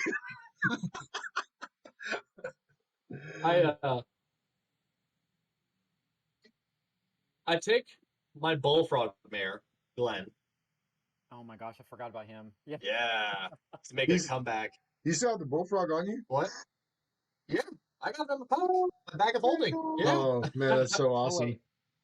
So I pull him out, and I look at him, and he looks at me. We have a small connection, he and I. And I whisper in his frog ear, "Go in his mouth." And I put him down. And he doesn't hop because he knows he needs to be sneaky. He slowly frog walks over. And he looks to an open maw of a snore and just and shoots his tongue right in the mouth. And Can you even get him to do this though? He is a person. Technically, Lance has said he is a person that is Yeah, why? So he has maintained his. So at that point, why would he listen to you? Because I saved him. You've also kept him captive. Okay. So in the beginning, roll charisma against him. Oh hell yeah! Charisma's my shit. Oh, roll charisma. Might as well just fucking do it, man. That's a 21. Okay. You can tell at first, you tell him to do it, and he kind of like shakes his head, and you kind of get extra serious with him, and you start squeezing his frog body, and you're like, "I told you to do it now." And he sits there, and he's like, he looks at you, and he just does a little nod, yes. Thinking of a tiny ass frog like shaking his head and yes and no would be the funniest thing today. Oh no, he's not a tiny frog. He's a big old bullfrog. Well, still, imagining just it's like a fucking frog. Anyway, he hops over to him. He gets right beside him. He looks back at you. He looks back at him. He looks back at you, and you're like, "Do it!" And he's like, "Do it." God. And who'd you do it to, Pierce? Oh, I think we all know who I did it to. Yeah. Oh my God. Okay. The dude that tried to throw me back in the river. Roll d6, Pierce. Tell me what you roll. 5. Now he does it. He does it, and Pierce doesn't wake up, right? But he's like, like you can tell he can taste it in his mouth, and he's like shaking his head. He's like, and he rolls over. You can just tell that he's like, but he didn't fully wake up. But it totally licked the inside of his mouth, and he rolled over. So then I go, "Come back, boy. Come back. We'll make sweet music together, you and I." So then as he hops into my arms, I pick him up and I don my party hat and I waltz throughout the night with him. What is this? I look. I look at him as I dance and go, "You look so beautiful in the moonlight. If I kiss you, will you turn into a princess or a prince? Nah, I don't really care anymore. 250 years, you do a couple things."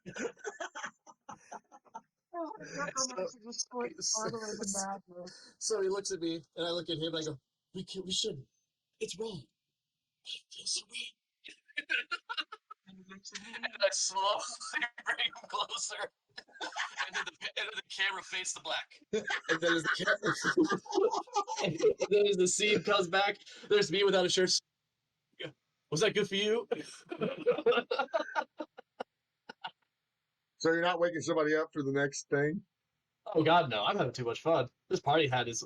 This is the party. So wait, Right. okay. So now as it cut to black, Wait, maybe also, something happened. Mal is privy to all this because he's on your finger, right? I don't know. So like, Yeah. All right, Mal, is there anything you want to do while he's doing all this? Or are you just witnessing it in horror? He tries to slip himself off the thing. Get me out of here. As he tries to slip himself off, I go, "What's going on?" Like he tries to slip himself. I go, "No." Where are you going, big boy? I'm sorry. I need a witness for what I'm about to do. Roll away. We're all in this together now. Look, you could go on 10 fingers or on the 11th. You tell me.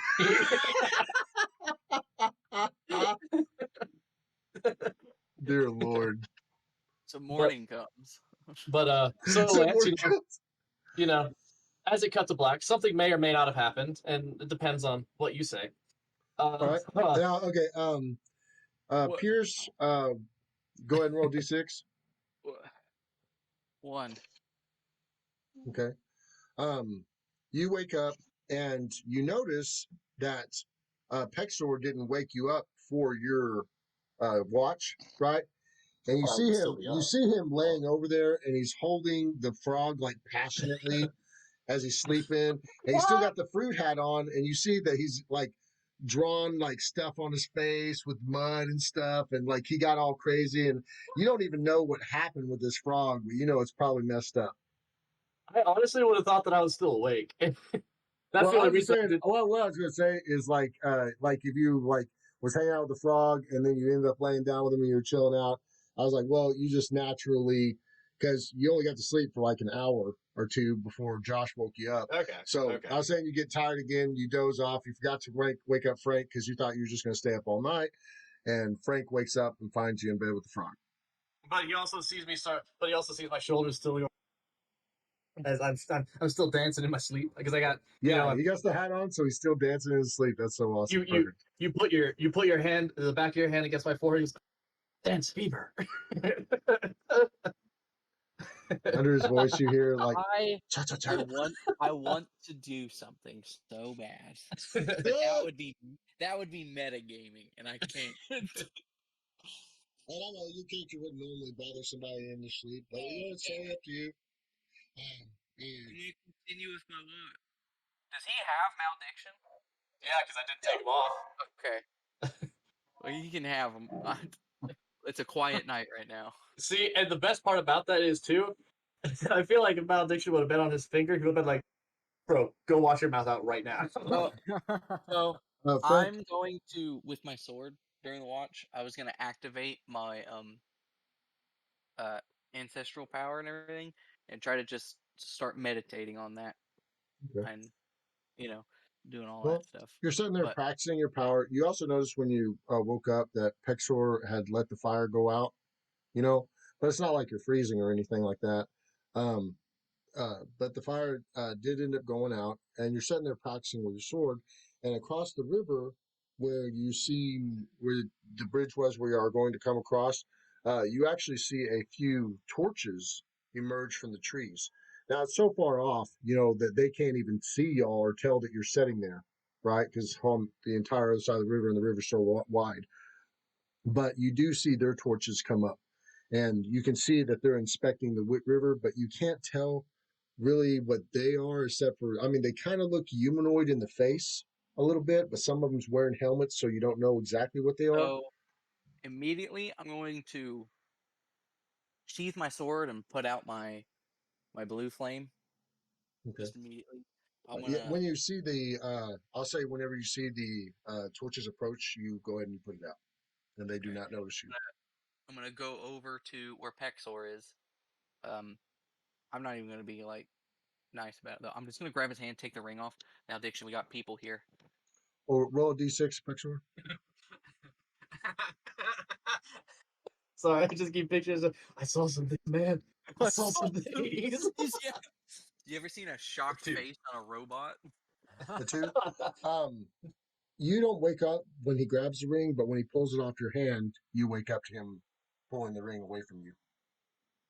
What's And if my? I notice him waking up, I'm like, "Hey, we got people investigating stuff across the river." Oh yeah. I Oh I wow. don't know what type of people. Though. Yeah. Huh. Yeah.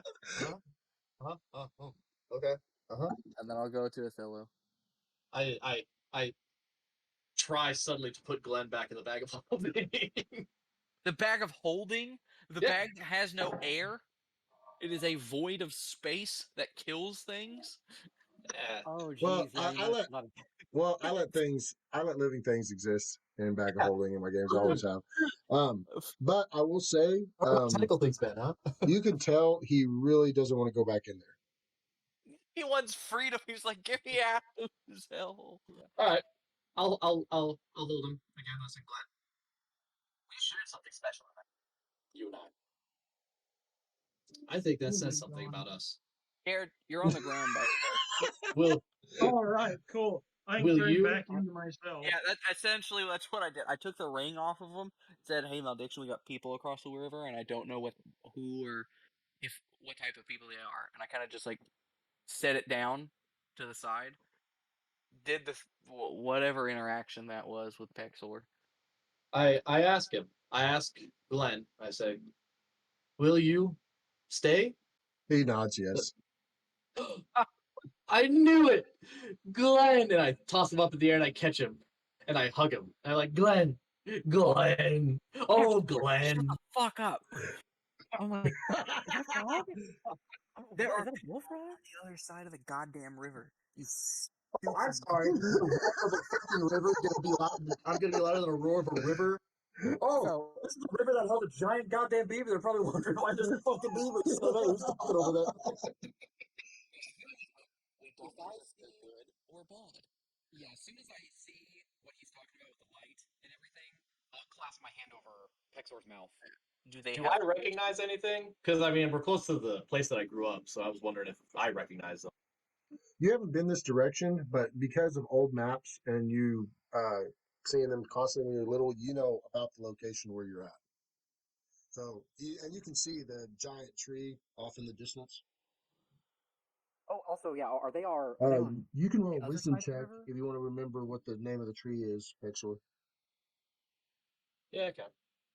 Listen.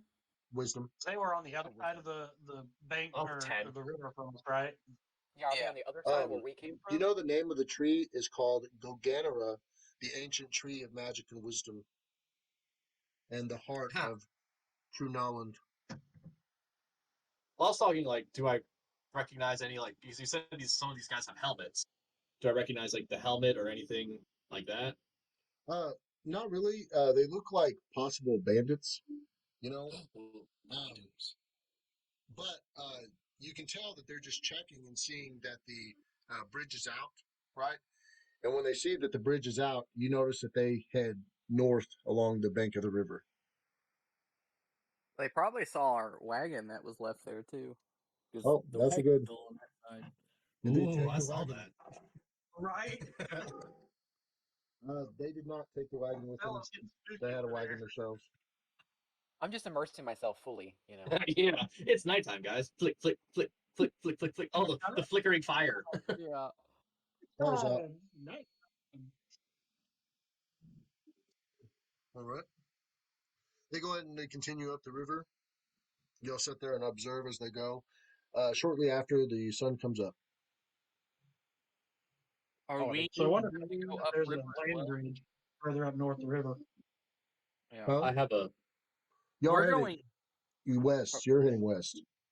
So you wouldn't probably cross paths with them again if they kept heading in the direction they're going. Okay, My so they're breakfast going. consists of a fruit salad. Hmm? My You're breakfast looking a is bit a fruit fruity salad. today. Hey, Oh, ouch. Yeah, I'll start getting my stuff together, and I'll be like, yeah, all that commotion and everything, we probably need to move out of this area pretty fast. Yeah. And I'll just start gathering stuff up and. I will say I'm still have those mud symbols drawn over me, and Glenn's riding a shotgun on my shoulder. oh man, I cradle him like a baby and I tickle his belly. he And he farts. croaks happily. He barks. He farts. Oh, Ah. I thought you said he barked. Oh, Like, who's a Jesse boy? all right, so we're walking. Yeah, any of our packs, I guess we can put on Bacon. Now that he doesn't have the wagon, he should be good to just kind of, I'll kind of tie it to him, and I'll just start scanning around, make sure there's nothing else coming up, and I guess my Um, backpack can go ahead and still roll hold. a wilderness check, Josh. You're scanning around. survival Mm-hmm. would be a total of 29. You're sitting there and you're looking around and you're looking at the pace of the river and you notice it's still going really fast. And then you thought about how much slower and smaller the river was when the dam was blocking it. And you just now thought for the first time, where's all this water going? To Because another. the dam was holding so much water back and only so much was getting through, but y'all released a full river. So any areas that were south of this point could possibly be subject to flooding. Look, guys, Just letting you know if as you would notice that with your wilderness check. if a tree falls in a forest, doesn't make a sound, probably, but I'm not around to hear it, so I don't know. So how's about we just don't go there? If a village is flooded and no one's around to take the blame, the blame, not me. Well, I mean, Natural calm. so though, I wonder if those people. I'll kind of bring that up to it, but like, you said it was to the south. Maybe areas may have flooded after the dam broke. I'm like, they may have been from a village down there, because I just seen torchlight. I don't have dark vision or anything, so I just saw a figure. So I don't know if they were bandits or what. That's a possibility. Yeah, they could have just been villagers checking out what happened. Possibility. Possibly. Well, But we're going The west, carcass right? along So the way. Hmm. oh, what now? Are we following the river still? No, y'all just happen to have to cross the river to keep heading in the direction that you have to Okay. go. Okay. Well, I Glenn, mean, what way should we go? I asked the uh, bullfrog which way we should go. Oh, he farts again. I'm South. I'm going to the giant tree. You can see the direction of the big tree in the distance. Yeah. okay. So that's just where I'm going. Othello, you want to carry my ring again? Yeah, I can do that. Right.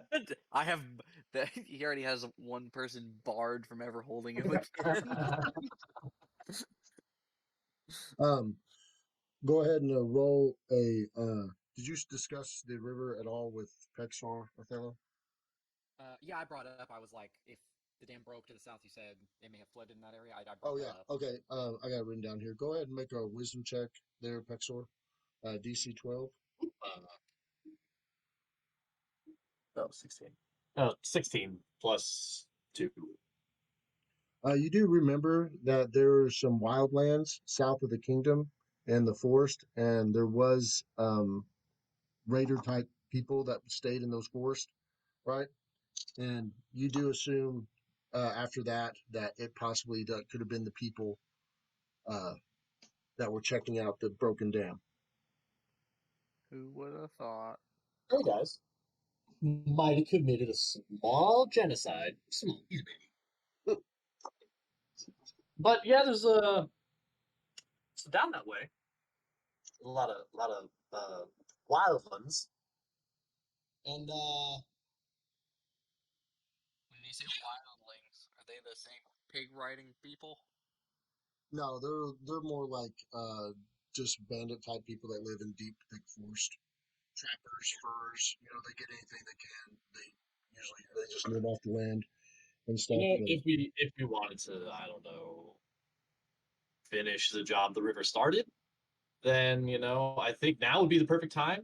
They're probably a little groggy. Probably a lot of them drowned. Uh,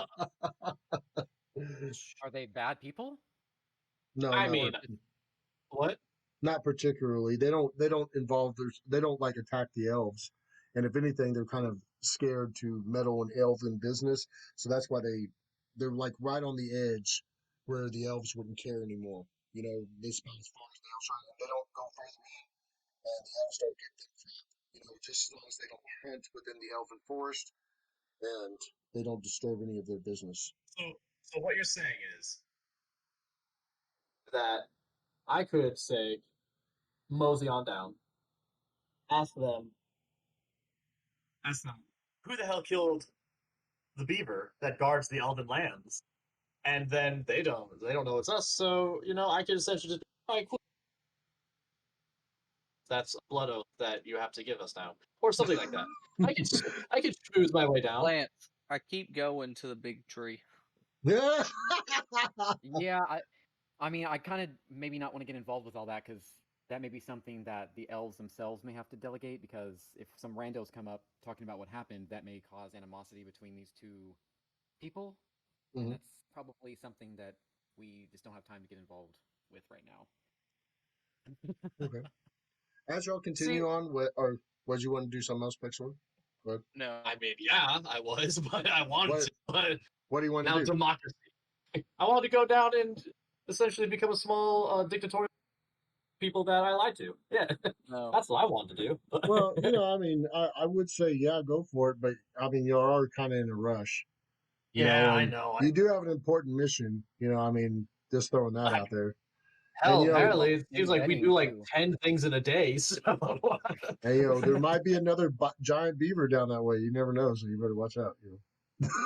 I don't know. Well, I feel like the world's only large enough for one giant beaver. So we well, killed the no, first one. Well, We and can do it the again. giant was beaver called. had to have had a mate to make Not more giant necessarily. beavers.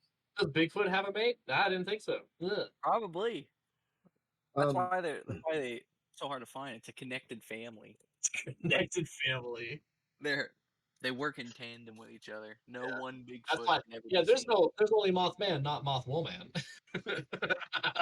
yeah. So when you start heading towards Trunaland, you travel to about, I say, 11 a.m. You notice that the forest is not only growing healthier, but you notice different types of trees as well. Uh, the floral smell of the forest also increases. Um, y'all continue on, and as the forest starts to change, you come across a road. Pexor, make uh, wisdom check with a DC of 13 for that. 15. Okay, you remember this as the Merchant's Path, right? This is the main road that traders would take to go into the city. And you know it is the main road that leads to the city. Guys, we're on the merchant's path. I can't wait to show you all my old stomping grounds, like where the kids used to throw rocks at me, where the kids used to throw sticks at me, where the kids used to dunk my head in the well. My old stomping grounds. Yeah, hearing him That's say that, I'll be like, is this? I mean, obviously this is going to be rough for you. Is there anything we should know? Or I mean, obviously we'll have your back, but All you need to know is sticks and stones may break my bones, but And words words, will hurt forever. yeah, why he lived for so long under Yeah, a rock. that's because that was because of Big Barry. He threw that really big rock on me, and we had to get. That was look, Big Barry. Big Barry's a Lance, changed man. I He's a priest follow now. the road. And as we keep walking, I'm still chattering on and on while I'm doing the two step. so Pexor, he starts trying to think back on how long ago it's been since he's been here. You notice he stops dancing, he stops being goofy for a second, and he looks serious and looks down to the side, and he has a moment of thought. Um, then, right as he's thinking that, in the distance, Pexor, You see an elven child spirit peering at you from behind a tree. Oh, that's why you left. you you're tired of getting haunted. Do Uh, I do I recognize this spirit? it's too far to even tell. Do I see it? Like I see him kind of stop talking for a second and look where he's looking. Do I see anything? No, you do not. But you do notice he's fixated on something in the distance. I'll slowly walk over and go, "Hey, little guy, what's going on?" He's finally losing it. I draw my sword. My ball Oh. Waiting.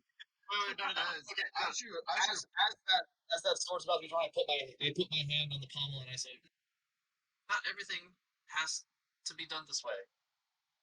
Try Would you talking." prefer me? Would you prefer that I strangle you? You gotta bring up some soft spots right before we go into the Elven City of Death, huh, Frank? Yeah. Nah, but So then I put my hand on the pommel and I go, "No, stop." What are Um, you talking to? as Pexor goes to so wait, oh yeah, you're not seeing it. So he goes in and tells you stop, and you say who you're talking to. Go ahead, continue, Michael. I go, "No." Oh, actually, would I know that like this is an elven only thing? Or I assume not, because I've been around elves. I've never really had like anybody else to be like, "What is that?" Or I assume this is sort of an elven thing. I will say that ever since it's not an Elven thing, you can see Ghost as a necromancer, right? I see And it. they're also more prone to show themselves to you because they can sense that you can sense them. Um, so yeah, normal elves might not see something like this. But go ahead. So then I go, since I've been a young child, 250 years ago, I've been able to see things, to see the non-living, as they say. And I As mean, like base. not your as in zombies, but something else. things that are not material things, but things that were material at one time. Lance, among my people, has there been any mention of people that can see ghosts and all that weird crap? That occult nonsense? Cult nonsense. I will say that commonly amongst your people, you do not believe in ghosts, Oh, or you cool. don't believe in ghosts walking around. You believe that the spirit Yeah. exists, but it goes straight to the afterlife. Like they don't walk around. So you are crazy. Yeah, I assume Othello probably has heard like literal ghost stories, but Yeah. I'm Yeah. no stalking it or anything. I never seen anything like that. So, but I'll take him at his word. I mean, I have no reason to not believe him. So, So then I mosey on up and I go, "What's going on, little guy? You Okay. lost?" When you go to approach him, he ducks behind a tree, but then you see him appear again behind a tree that's further, looking at you as if he's trying to lead you somewhere. Lance, there's an Irish tale about following will o' the wisps, and I'm very anxious about how much you've read in your life. This is so much nicer than that. Don't even worry about Okay. Such a sweeter death. it. Yeah, I'm about to say. Either Yeah. Lance is like, "Yeah, it'll be fast and painless," or "This won't suck." That's it. But okay, so then I'll be like, "Guys, follow me." He wants me to follow him. Who wants you to follow them? Just No. I start walking. I say just, and I just start walking. I'll follow, but I'm gonna put up my bow and I'm gonna draw the magic dagger that I have. And then I put my hand on the pommel. No, No. I'm not. No, just No in case one something can happens. see what you think you're talking to. I I know promise what. you, I promise you, I will not attack or do anything unless you say otherwise. How's about this? A middle ground, because I'm afraid. To be honest, I'm afraid that like if this thing sees any like weapons being drawn, then it's gonna start freaking out. So I go, "How about this? Well, Keep it in the sheath." how about I give you the dagger then, because we can't see it to fight it if it does decide to go crazy. He's I the was gonna, last person I want with a weapon. I was But gonna he can say, see it. I mean, I was gonna say, So he's gonna start swiping at the air? That doesn't bring me keep your hand, confidence. keep it in the sheath, but keep your hand on the handle. okay, deal. That Well, I'll sheath it and just kind will of. be ready. Will be ready, but also it won't freak it out. So then I walk on in, And I'm like, hey, little guy, let's go. You want to play hide and seek? You keep following him through the woods, and he appears behind an additional tree, and then finally you come up to an area where he doesn't appear. You see this little pile of rubble sitting onto the side. You don't see him any longer, and it looks like the spot of a grave. Lance, am I about to necromatize a child? Well, that's going to be up to you. Go ahead. What do you do? Oh, If we're standing there and we're just kind of being quiet, I'll kind of whisper to Pexer like, "Where is he? What do you see?" As I'm just kind of scanning the surroundings. He brought us to a child's grave. What do you see with your elven eyes? You approach the burial mound. yep. The child's spirit finally appears to you up close, standing at the burial mound, and he looks at you and he says, "Hello, old friend." And roll a DC check for or wisdom check DC 14. Now, when he speaks, is that something any of us can hear? Y'all can't even see him. 13. Okay. 13. Maldiction, what is going Yeah. on here? He's like, he looks at you. He's like, "You don't remember me at all?" Look, there was a time in my college years, did a lot of drugs. I had some tentacle thing. Like, look, and you see this bullfrog, and I hold out Glenn, and I said, "Yeah, this is a non-licking bullfrog. Let me tell you."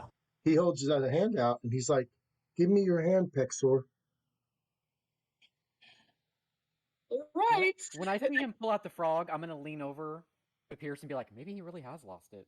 Put my Just kinda hand on my quietly. sword, and I It's make the- my way more behind Pexor. and Not closer. Not closer. in a circle. Yeah, essentially, yeah. Yeah, I'll just stay put with bacon and eggs, just kind of. I I guess just slide kind my of hand keep a watch. I'm sorry, I guys. slide. This is like getting me all teary eyed. I'm sorry. Oh, Freaking. Lance, Oh no. no. And is he gonna become As the boy, nicer? as Pexor reaches out and he grabs the boy's hand, uh, Pexor remembers him all of a sudden, and all these memories come flashing back of what happened. And Pexor remembers a day of running off in the wood with his friend Harkwin. Harkwin had stolen a bow and some of his dad's arrows. And then he came to Pexor's house and asked him to go on a special hunt with him, uh, that his fathers would be so proud, right? Yeah. Pexor agrees.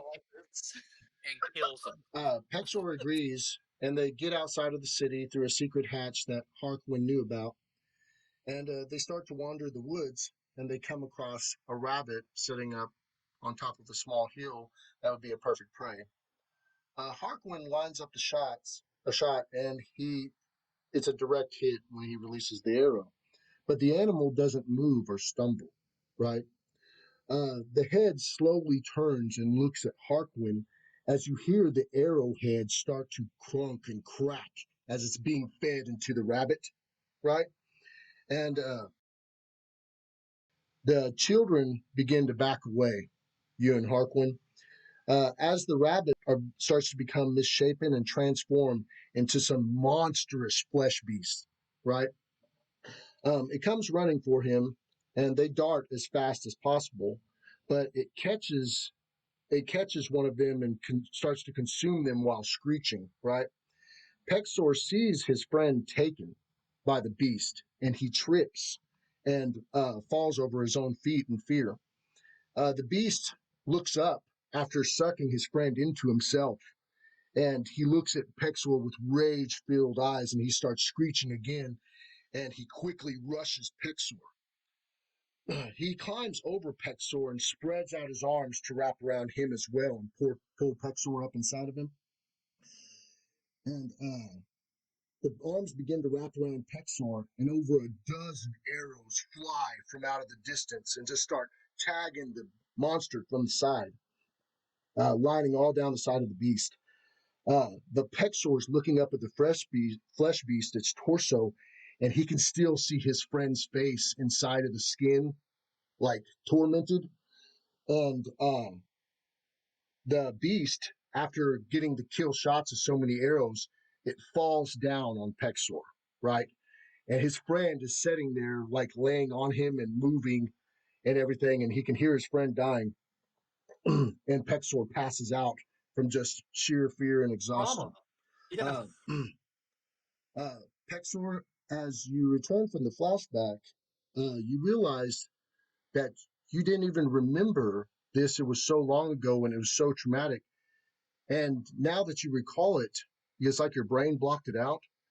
And now that you recall it, you think it's the reason why you were always weird and dark. And that going through that experience is what traumatized you. And you actually remember sitting at the table with your mom and saying that one day you would have the power to bring your friend back from the dead. And you think that that's what made you obsessed with finding a way to save your friend. And you became so focused with death and with all that stuff and with monsters trying to figure out how to help him and save him that it kind of led you down a dark path. But you return from the flashback uh, with all the team looking at you.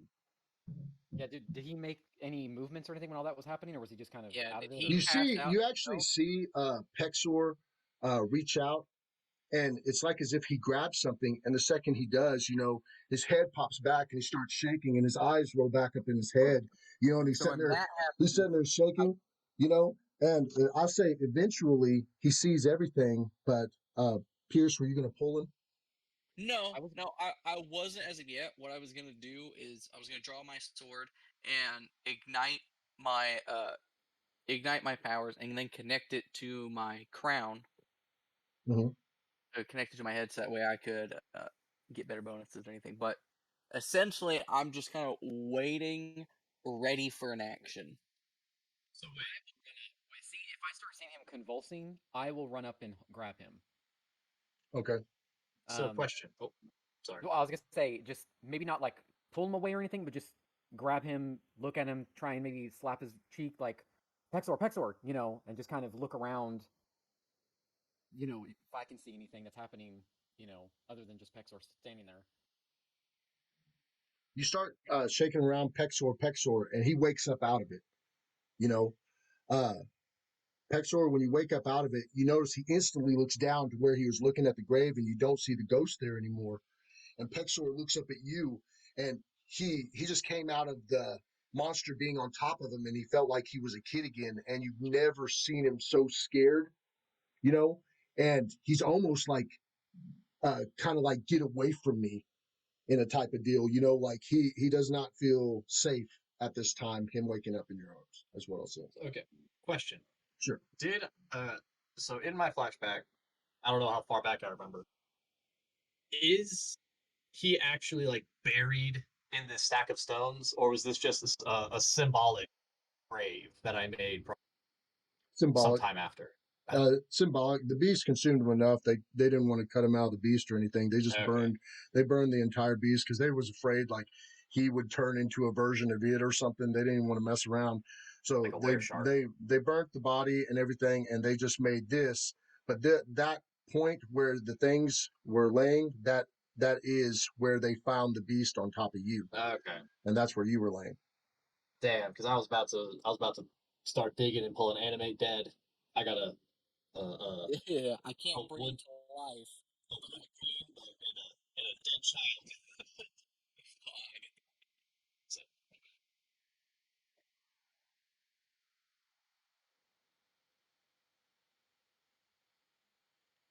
Okay. Anything else you want to say to Pexor about what he just experienced? Well, with my stuff ignited and anything, with Oh, it being whoops! I didn't know he left. I was reading. Okay. Anything else? Okay. I'm gonna have them go ahead and role play with you, Pexor, and we'll work out what's going down right now. Or you mean All right. Pierce? Or Our peers. Yeah. Well, no. because I Well, wasn't and gonna. I was talking to Pexor at that time. I was like, I'm gonna have them role play with you, and because you just woke up out of it and you look afraid, and they don't know what's going on. what was his name again? Harquin. Tarquin. Okay. So, having come out of it and seeing him not there, I rush around and I yell out, Harquin, where are you? Where are you, Harquin? So I'm running around, trying to Yeah. like run into the forest. You don't see him. No, like, well, that's what I'm saying. Like, I'm Yeah. running around it. If they want to jump off that, then Yeah. Okay. What did you Well, want to do? he was Frank? you're holding him, and when he wakes up, Othello, he instantly tries to pull from you. Pexor does, and he starts screaming a name over and over, like calling out for him, looking around trees, everything like that. What was you doing, Pierce? Well, he was just hiding behind me at the same distance. well, with Ready my to sword, down to turn evil. well, with the sword of light and everything, I'm kind of using my ancestral like sword power stuff right now as like a superstitious tool, as in like if there's something around here that I can't see, I'm using my sword, kind of like looking around like with it and everything to see maybe it'll like pop up or something like that, because I don't know what the heck is going on and I haven't seen it do that before. Well, Yeah, I'm gonna. Well, the ghost decided to even hide itself from Pexor and dissipate after it showed Pexor the vision. So at this moment, even if you have stuff activated, you wouldn't see the ghost. It's not trying No, to show itself. I know that, and I Oh, couldn't okay. see the ghost Right. anyway. Yeah. But you're I'm looking. just saying, like, Yeah. yeah, I'm looking because I don't know what the Character is like, what is going on? I have no idea what's happening because Yeah. magic isn't my forte, Yeah. yeah. and so all this stuff is weird. I'll yeah. actually. I'll Yeah. just, Oh, sorry. I was gonna say I'll just kind of trail Pexor and just be like, "What's wrong? What are you searching for? Can I help? Can I help?" And just kind of just giving him some space because I've seen his reaction and everything, but just trying to let him know that I'm there. I'll actually wheel around and I'll look at Pierce and I said, "What are you doing? What do you have that? What do you have that out for?" What are you doing? You're going insane, calling out a name to someone that isn't here. What? We've Were gone. you going? Were you going to harm the person I was talking to? Were you It, I going to step in. harm No, my it I, looked I like friend? it step was in. possessing you. I step in. I'm like, no. We're just concerned because you kind of was convulsing there for a minute, so we just wanted to make sure that you were all right. No, I have to find Harpwin. Who was Okay. Yes. We Just need help me information. find him. Help me find him, and then What does maybe he I'll look like? then maybe I'll explain. What does Because he right look now, what does he look like? He's a very small elven boy, and actually, Lance, I'll just and I describe him because I don't really know. How we got the description. What's so crazy is like, Is he dead? you notice Pixor is 9 times out of 10, pretty cold if he's not being funny. And you actually see as he's describing Harkwin that you see the tears start building up in his eyes, and at the end, after he describes all of Harkwin, he also adds on the end, he's like, and he was my best friend. He's my best friend, and now he's gone, and I have the power to bring him back, but I can't bring him back, and I don't know what to do anymore because it's my fault. He wanted to go out and go for a hunt, and we shot a rabbit. Turns out it was a monster rabbit, and it ate him, and his screams. I pressed his screams out for so long, and now they're back. And it's all I can hear. It's all I can hear under everything. Just that single note, his last note that he rang out before being consumed. And then I ran, and I ran, and I couldn't save him, but now I can. If I can find him, then I can bring him back. It's what I've been doing my whole life. That's the reason. It's the reason I've been bullied, Is I've been beaten, I've been Pexor, is he buried here? smacked him. Don't interrupt. And and that's very true, Pexor. I don't know if I touched on that very thoroughly before, but you were a different person before and after. And even though everyone kind of at first was like, uh, he's going to be okay, it's just going to take some time, they noticed that you never came out of this dark phase. And the more you separated from everybody else, and the more you wanted to learn about how to save your friend, the less you cared about their culture and what they were doing there. And you just became so obsessed, and then you heard about a school that could uh, possibly help you do the things that you want to do. And for some reason, after so long, you just remembered that you wanted to work with the dead, and you didn't even remember why. Because you were so small when that happened to him. And like I said, your brain blocked it out, and you just turned into the local rebel. Everybody was like, he's the weird one, and eventually you felt like it pushed you out. But yeah, like now you feel like that this is your calling, possibly to save him because you felt like in your heart it's what you always wanted to do.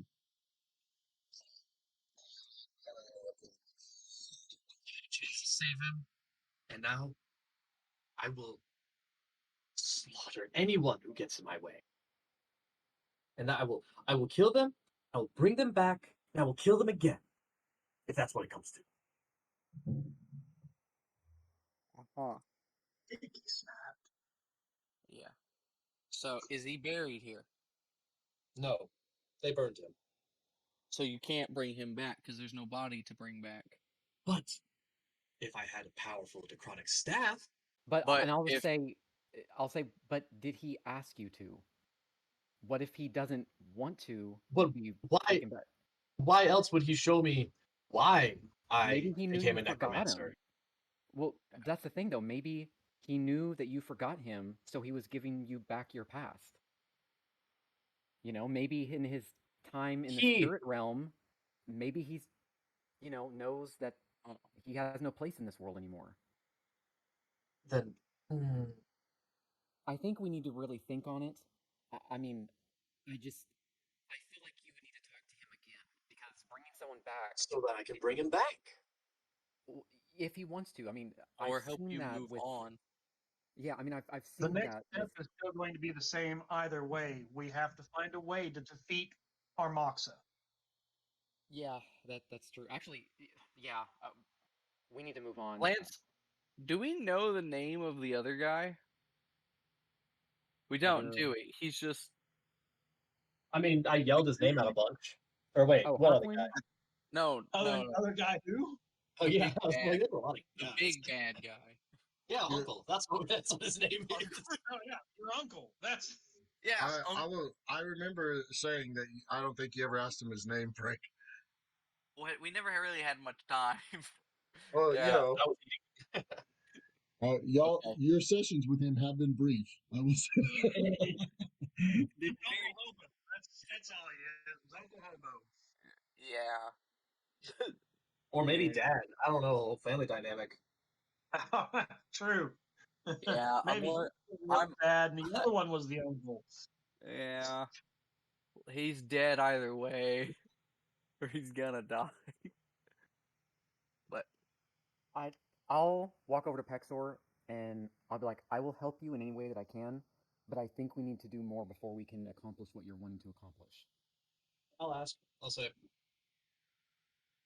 do you know of something?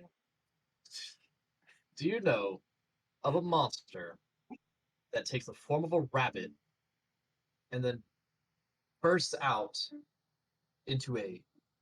I don't exactly remember what you called it, Lance, but essentially, I ask if there's ever been even like a record of something like this. Go ahead and roll your wilderness check. Knowledge Arcana. That'll Or is work it too. Arcana? It's a magical creature as well. But I can do survival? Or Huh? do I roll Arcana as well? You can. Either one. Well, me being from another world, I also have knowledge arcana, though it's very rudimentary. No. You're I from another know world. what the spell is. Okay. I If I got say words and wiggle my fingers. 31. Okay. On my Maybe knowledge total of 20. maybe they were really survival. common in my world, like a bear. You know it.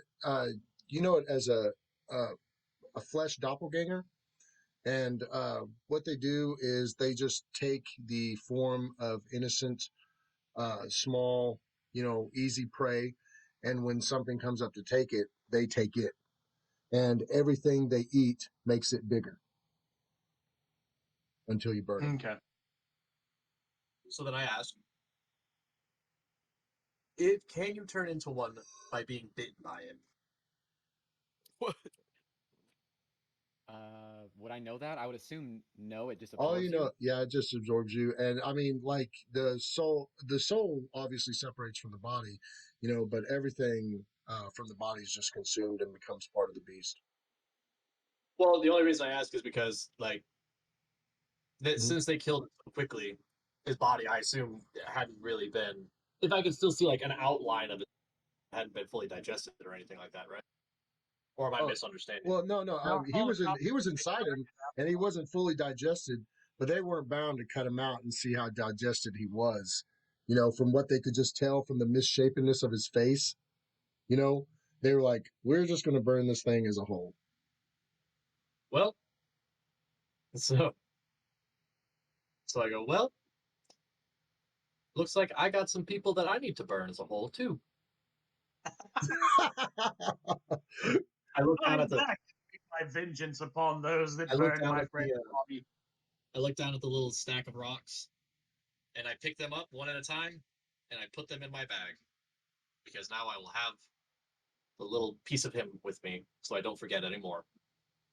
Okay. Unless I So wonder you why I just have a grab shit a ton of rocks you in just the grab bag. a few of his stones and put them in the bag with you. So okay, again, maybe I was thinking this. So is this like a pile of stones, or is this like a single stack?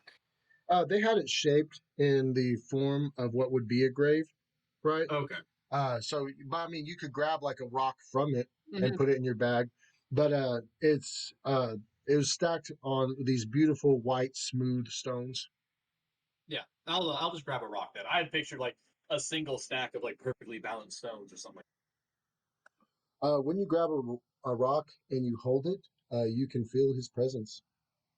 Even though you Yeah, can't see him, you feel like he's there with you. Glenn, you got a roommate. Glenn's about to escape into the night. Oh my god. Yeah. So the last thing that I say, I pick up the rock and I go, "We're gonna have fun, you and I." And then I put it in my pocket, not my bag of holding. Okay. All right, So, yeah. to back to the road and then to the town. Yeah, I'll pay my respects real fast on the grave. I'll just kind of, kneel down a little bit, and then I'll just look around one last time, and I guess we'll head to the road. All right. Um, Surely enough, as Pexor walks away from the gravesite, you notice him take every like few steps. He takes another look back to make sure his friend's not standing there, and he keeps reaching his hand in the pocket and grasping the rock. You know, uh, y'all make it to the road, and sure enough, you follow the road, and around the next bend, you can see the uh, famous woven tree walls and the main gate. All the trees are actually grown out of the ground and they're shaped to weave into one another to form a wall all around the city. Was there anything like this in my world? Oh, you haven't seen anything like this, and it's very pretty though. Mm-hmm.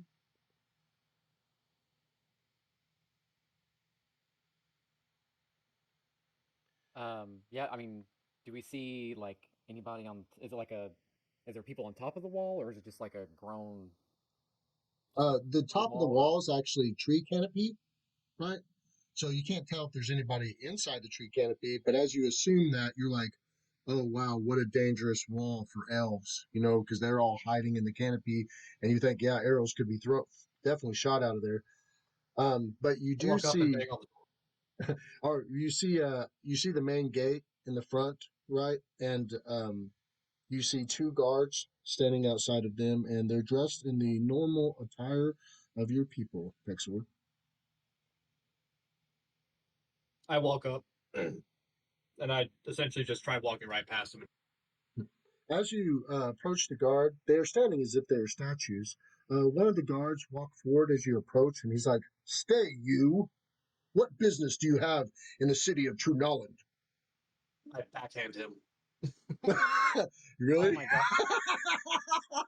Oh my Okay, God. as soon as I see the slap, I'm gonna run up and I'm going to be like, I'm so sorry. I I believe my parents are here. We're here to see Breen and Madley. They're my Take parents. me to my sister. Okay, you come up and you say Breen Madley, and the guard's trying to focus on you, but the second he's trying to realize what you say, Pexor Slightly screams in his dazed. face. Pexor screams in his face, "Take me to my sister!" I And go up behind you see Pexor. and when Pexor gets in his face and yells that, He puts his hand on a sword. Lance, I go up behind Pexor and I basically I'll pick him up. He's gonna start kicking and screaming. Yeah. Yeah, as I see him put his hand on the sword, I grab my chest and go, "You really want?" No, I basically. But I'll give you a +4 to grab him since if you're taking him from the back and he's not paying attention to you. All right, +4, so I'm at 29. Yeah, I'm not even gonna roll anything. Well, no, what it is Pexor goes to jump in his face, and he's like, "Take me to my sister!" And the guy gets his hand on the sword, and you can tell Pexor's not even caring, And Pierce walks up behind Pexor, and he wraps his arms around him, and he picks him up, and he pulls him back. The guard looks at Othello, and he's like, "Y'all need to just leave. What the hell do you want?" What I'll names say did you say again? Breen and Madley. They're my parents. They're expecting me here. Breen and Madley. So you do know them? Yes, they're my parents. What's I his deal? apologize. He just recently came to a revelation on his past, and I think it's still affecting him pretty bad. I apologize. He looks like a high elf. Is he from here? Does he have family here?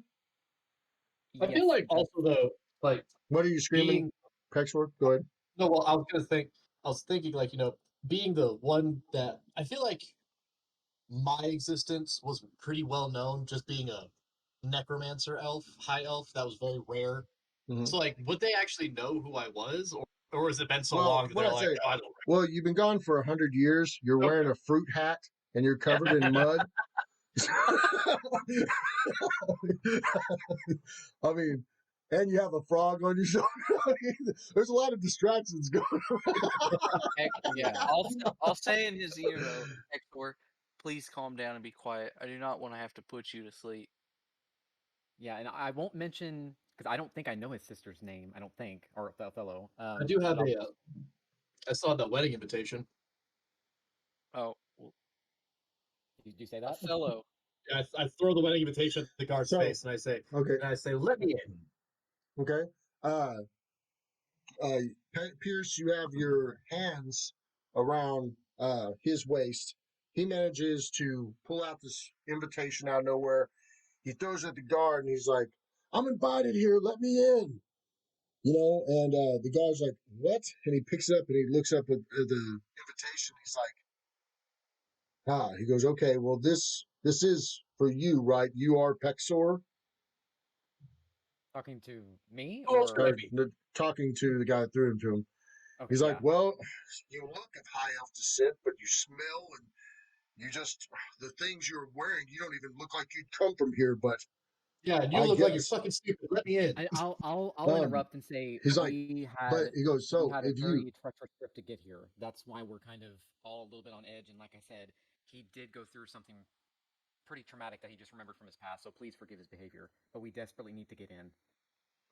okay, If nothing else, we just need to be able to get in so that we can restock and resupply. he comes out, Are you still he in ring goes, form? Or I think you're still in ring form, Mal. I am. Well, I just thought, do we really want to have another person walking robot might scare him further? So I mean, I don't even have a shirt on. My shirt was used as bandages. Yeah, we got. I'm not gonna get into specifics on what happened. We are a homeless group. all right, Pexor, if the guard says to you, he goes, "If this is true, then you'd have no problem telling me your house's name if you're from here. And you remember your last name of your people is Oh, I called, do. well, I mean, you remember your last name, well, you haven't used it in a long time, but your last Oh name is, yeah. and you don't like it because it's way too positive for your aesthetic, but your last name is Mary Bow. Like Merry Christmas, but Mary Bow. Yeah. Yeah. I gotta write that one down. And he's like, "Well, then surely you'll be able to tell me your house name." Yeah, I can. Well, if you tell it to me, I'll let you in.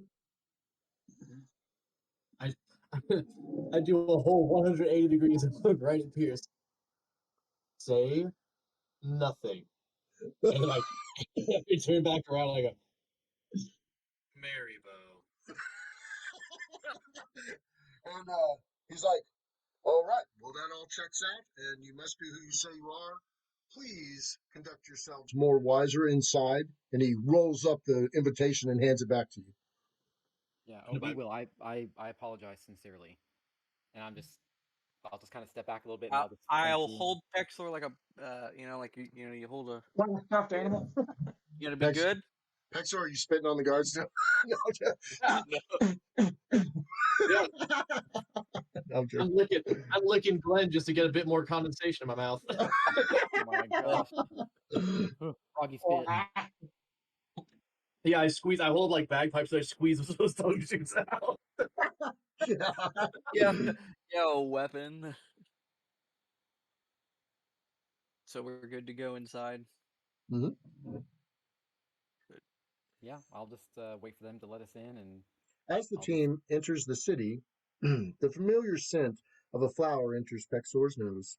A very fragrant sunburst blossom called Glorious Sunset that grows all over the city. The other players find the scent greatly pleasing. But for Pexor, it's the smell of judgmentalness. What a Uh, baby. you all continue into the city, watching the high elvish people as you go about, or watching the high elvish people as they go about their daily lives. Beautiful natural structures and buildings of wood and vines transfix all of you as you move about. Occasionally, you're receiving a scowl or confused look from the townsfolk. As you're walking along, that's when Othello hears his father's voice. I'll yell out and Where's start that following. worthless son of mine? As the crowd moves, your parents appear. Uh, you hear your father yell at you again as you see them. Yeah, I'll just All right, I'll let this be known. Once we entered the city gates, I wasn't holding them anymore. Okay. I, Retcon, retcon. I don't want his parents to see me holding him like a baby. Um, uh, Walk- Josh, your mother starts running to you with her arms out. yeah, I'll do the same. And yeah, as soon as I hug her, I'll probably just burst out in tears, and just not say anything, just kind of Yeah. quietly sob a little bit and just hug her tight, you know. Malediction. Can you read the signs of these places around here? Well, he's still on my finger, isn't he? Oh shit! He's going through second traumatic All experience. right, never mind. Your I'm mother, silent. your mother brushes what little hairs in your face out of your thing, and she signs to you. She's like, "You're safe. I'm so glad you're back with me. I needed you back in my life so bad. I'm so sorry that we had to leave you, but you're okay." And it seems like they're okay too. What's happened?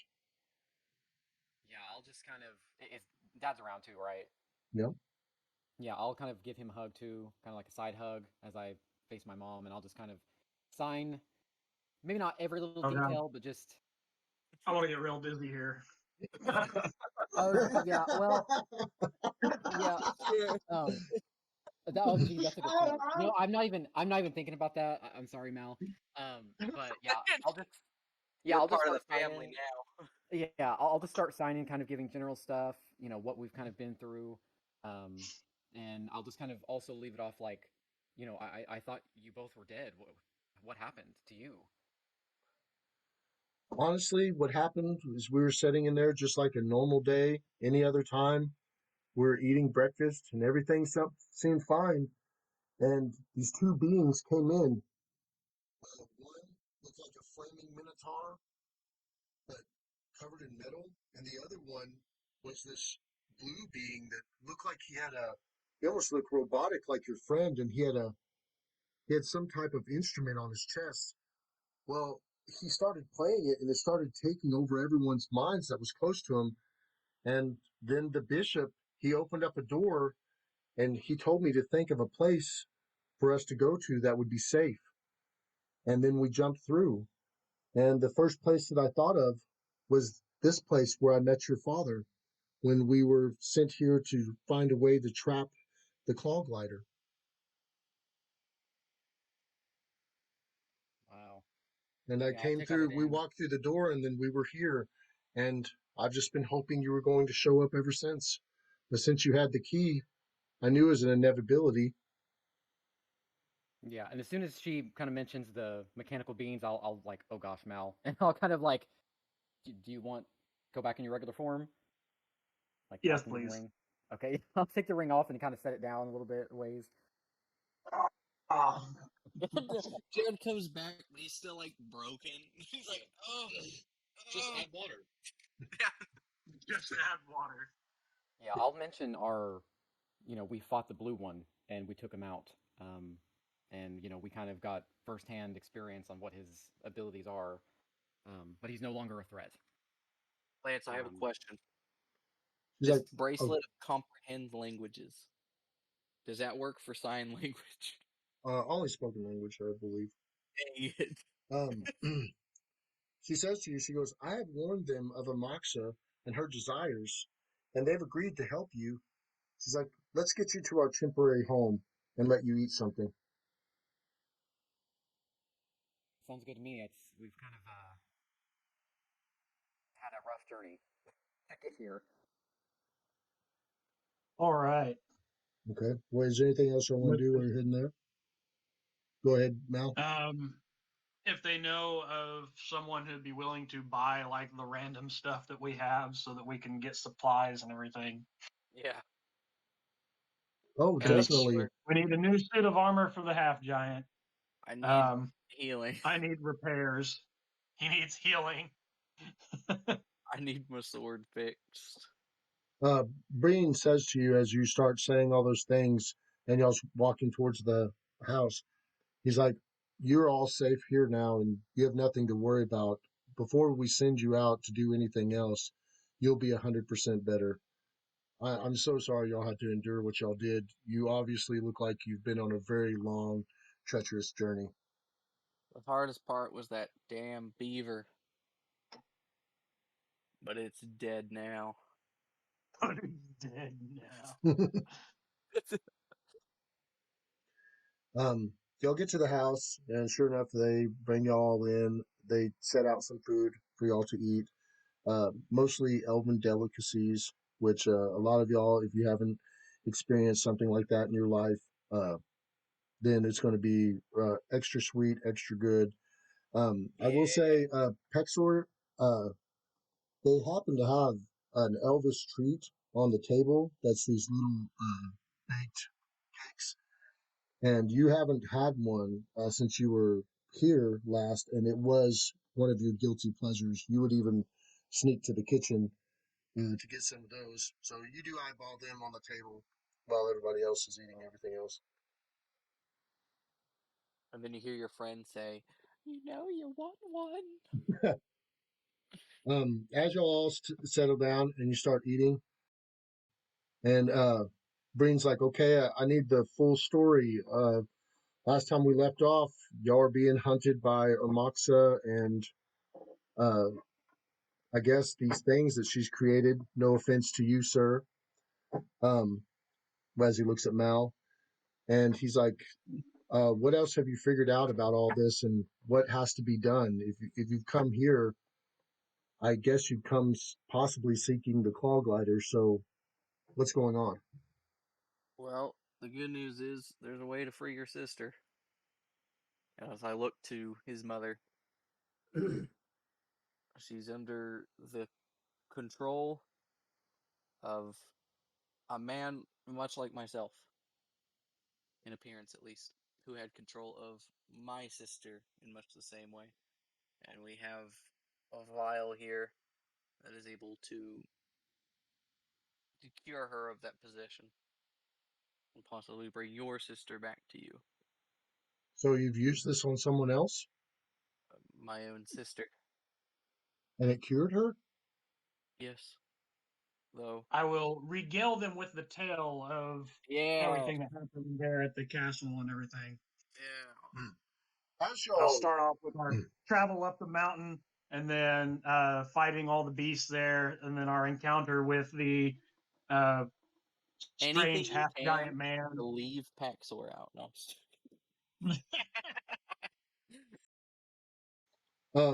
as you go and you begin to tell them the story, certain parts you see them almost clench in horror, and um, as Breen is signing to Josh's mother, telling her what they're saying, she keeps looking back at Othello with this more worried face, like thinking about all the things he's been through, and she just gets sadder, and you can hear or you can feel her tension grabbing your hand, Othello, as y'all telling the story. You can tell at certain points she just starts squeezing it harder, and y'all fill him in all the way, and Breen is like, "It's so much worse than I thought. I thought we only had to deal with her Moxa. But you're saying No. there's some kind of dimensional traveling being that has control of her, and it serves some being that's coming here to destroy us all, and there are people walking around worshiping this thing?" He's like, "We have no time to waste. Finish up your food, and please come with us." Damn it. Hey, maybe this will get you some magical healing that will, Yeah. do the job quick. I am using all my etiquette and everything to be as presentable as possible, but I do not look good. I, Yeah, I think we're all kind of there. One thing I no, will say, those two look fine. they have a nice elven throw blanket, Frank, that she does give you to wrap around your shoulders. Oh, dope. The cape. Yeah, as we're kind of discussing stuff, I'll kind of bring up. I'll be like, I also had a dream of the claw glider. Um, but I don't think it was a normal dream. I think it was like the one where I saw you two and told me where to go. I Well, that's impossible. You've never even seen it. How could you have dreamt it? I don't know. He mentioned, or it mentioned, dream bonded. Hmm. Maybe we'll have to ask the head of the elves and see what he thinks. I I tried to speak to it, Royalty. with respect, but it's very frenzied. I haven't had another one since then. Maybe it was just a regular dream. It didn't feel like it. Can you And describe I was everything gonna to me? say, yeah, I'll start describing what it looked like with how like it was metal and like the sound it made and like its voice and the hole that it was in with the sky above me. Uh, Whenever you tell him, he's like, "By the gods, you have seen him." He's like, "Maybe you are chosen because you're my son, and the paths are crossed, and it's just meant to be. Either way, we'll figure this out, and y'all are meant to be here at this time. Otherwise, it wouldn't be taking place. Let's go speak to the elder." Lead the way. Ah, I'm still holding on to Mom. I'm still kind of just shaken up by this whole thing. But Anybody else want to say anything or do anything? well, I'm just trying to make myself look as presentable as possible. Upon walking towards your destination after leaving the house, Othello's father tells him, he's like, "Son, your natural ranger magical abilities should have been awakened by now. The reason they haven't is due the magic our Moxa used on your mother. But we are taking you to see someone that will purge you of this lingering effect." when you say magic, what kind of magic? I've seen a lot of different magic. He's like, um, he's like, "Well, son," he goes, "I never used it in front of you because I never had to, but I'll show you." And he steps back a few steps, right? And he transforms into a wolf for a second right in front of you. You're like, "What?" And then he transforms back. And he goes, "That's just one of many things we're able to do. But I never got the chance to show you because we never got a chance to get your magic back.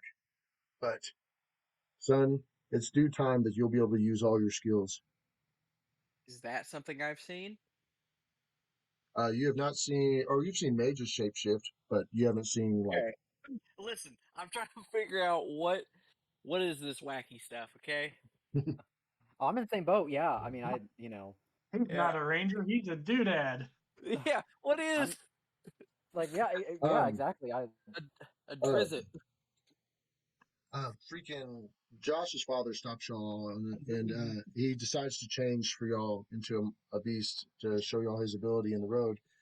Pexor, you're watching him change, and you're like, "Whoop-de-doo," and your eyes kind of wander for a little bit, and as they look over, you see your mother, your father, stepping out of one of the taller, elegant tree buildings, and then shortly after that, you see your sister and her soon-to-be husband walk out as well.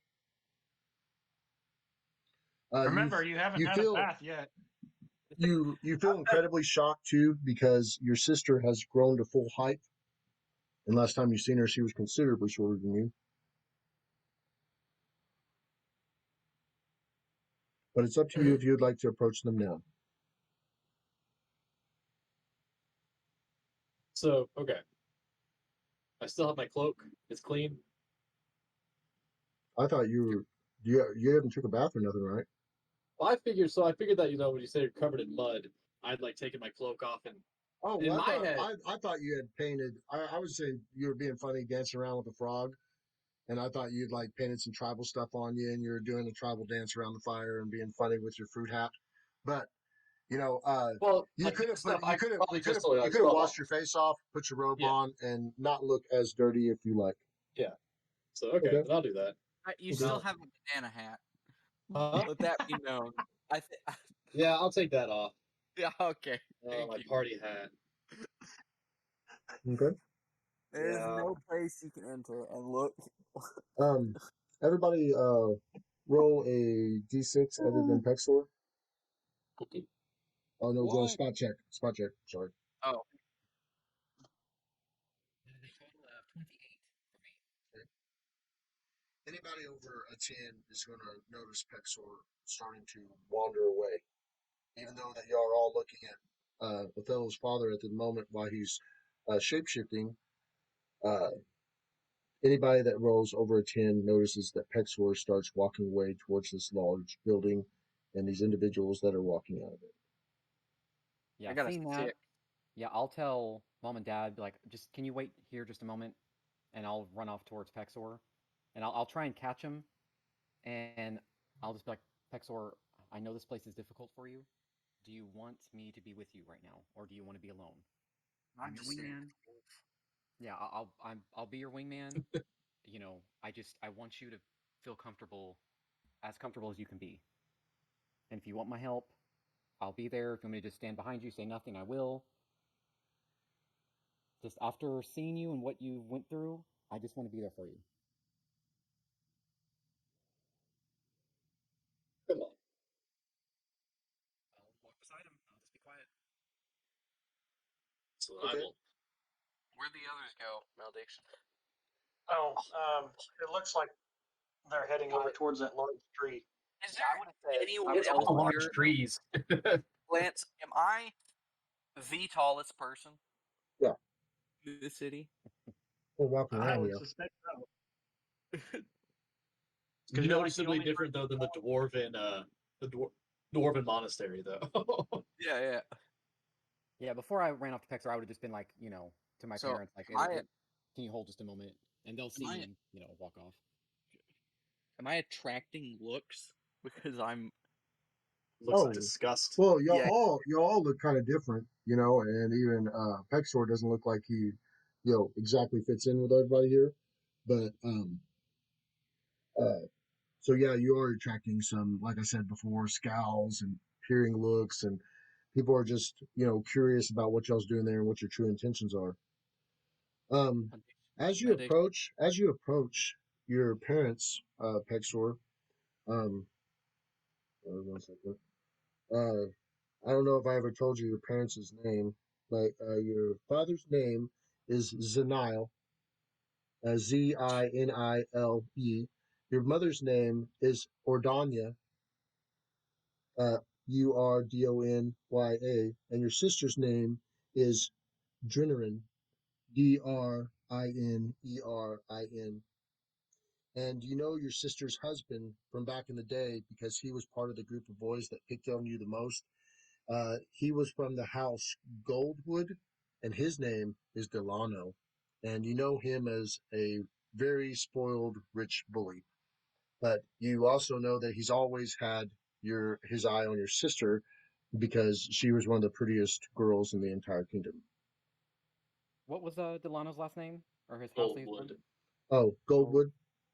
Goldwood. Well, I think it might change here in a minute. Deadwood. Um, Get a gold shower soon. whenever you walk up to your parents, do you say anything first, Pixel? You All wrench. right, Do you know you, what? do you Actually, attempt to I'm get gonna. their attention before they notice you Okay. naturally? No, you know. Okay, I'm gonna flip a coin on this one. It's a giant scythe, by the way. Okay. I, So their backs are to me, right? You're coming up on their sides. They're walking out Right of on the their building. side. Okay, so You're then like coming down the sidewalk, yeah. and they're coming out of the building. So then, is my sister or Delano closer to me? Oh, your sister and your mother, Okay. and the men are on the other side speaking to one another, and your sister and your mother are talking to one another. So then I will walk up, quick and silently, as I want to do, and I will just hug my sister. I've always wanted a sister. Okay. All right. And you're trying to sneak up on them and just grab her. Yeah. Well, I feel like a busy street. A busy street. They're probably not gonna. No, I'm not like rolling between shadows. I'm just like walking up to them, but I'm trying not to draw attention to myself, so that way people aren't like, "What's going on over there?" I'm just being like surprised. When you walk up and you grab your sister, she looks at you, and your first initial is shock, because she doesn't know someone's just grabbing her, and she's like, "Well," and you see her face instantly change as she recognizes you, and just slow, lightly, your name slips past your lips, and she's like, "Pexor, you came," and she wraps her arms around you so hard. Ah, you spin around, holding her up and squeezing her close to you, and you see your mom and your dad looking at you, and your mom has a hold of your dad's arm, and they both have just the look of complete happiness because you haven't been home in like 100 years. Oh, I thought they hated me. I thought my parents were like, that's called self-perception. That's how you remember it. "Oh, Yeah, this is when you put the banana hat on her. I got your Look at cousin. me. I got your wacky brother. So okay, so yeah, I'll set her down. What, mom, dad? Because now that I see their face, I'm like, what the hell? Might as well. Okay, and they come in to also embrace you and squeeze you tight as a triple hug. Well, can I A see this triple now? hug? Yeah. Can I see this now? I mean, I rolled a 6 on my last spot. I swear So to all these fucking elves God, look at you ruined this family moment for me, man. I joined the hug. I pick them all up.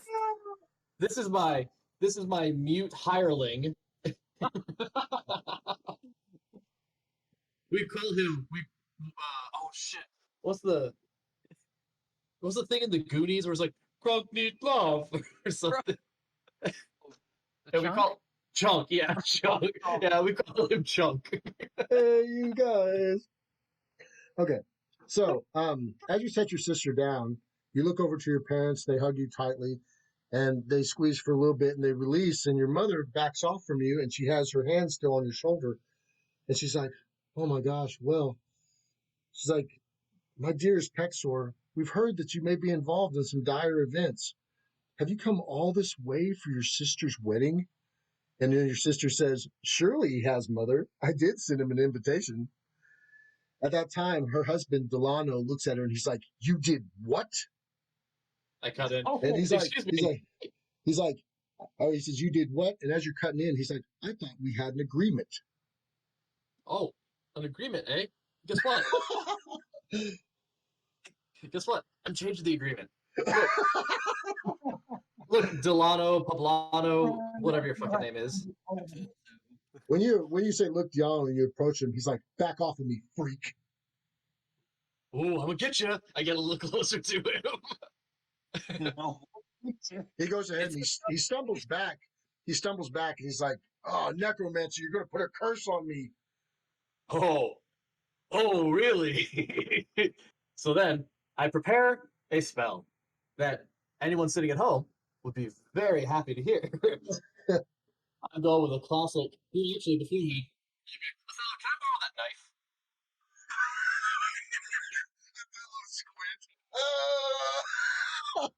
Can I ask Wing what you're going to use it for? man. Wingman? What's the one word a wingman says? Yes. No.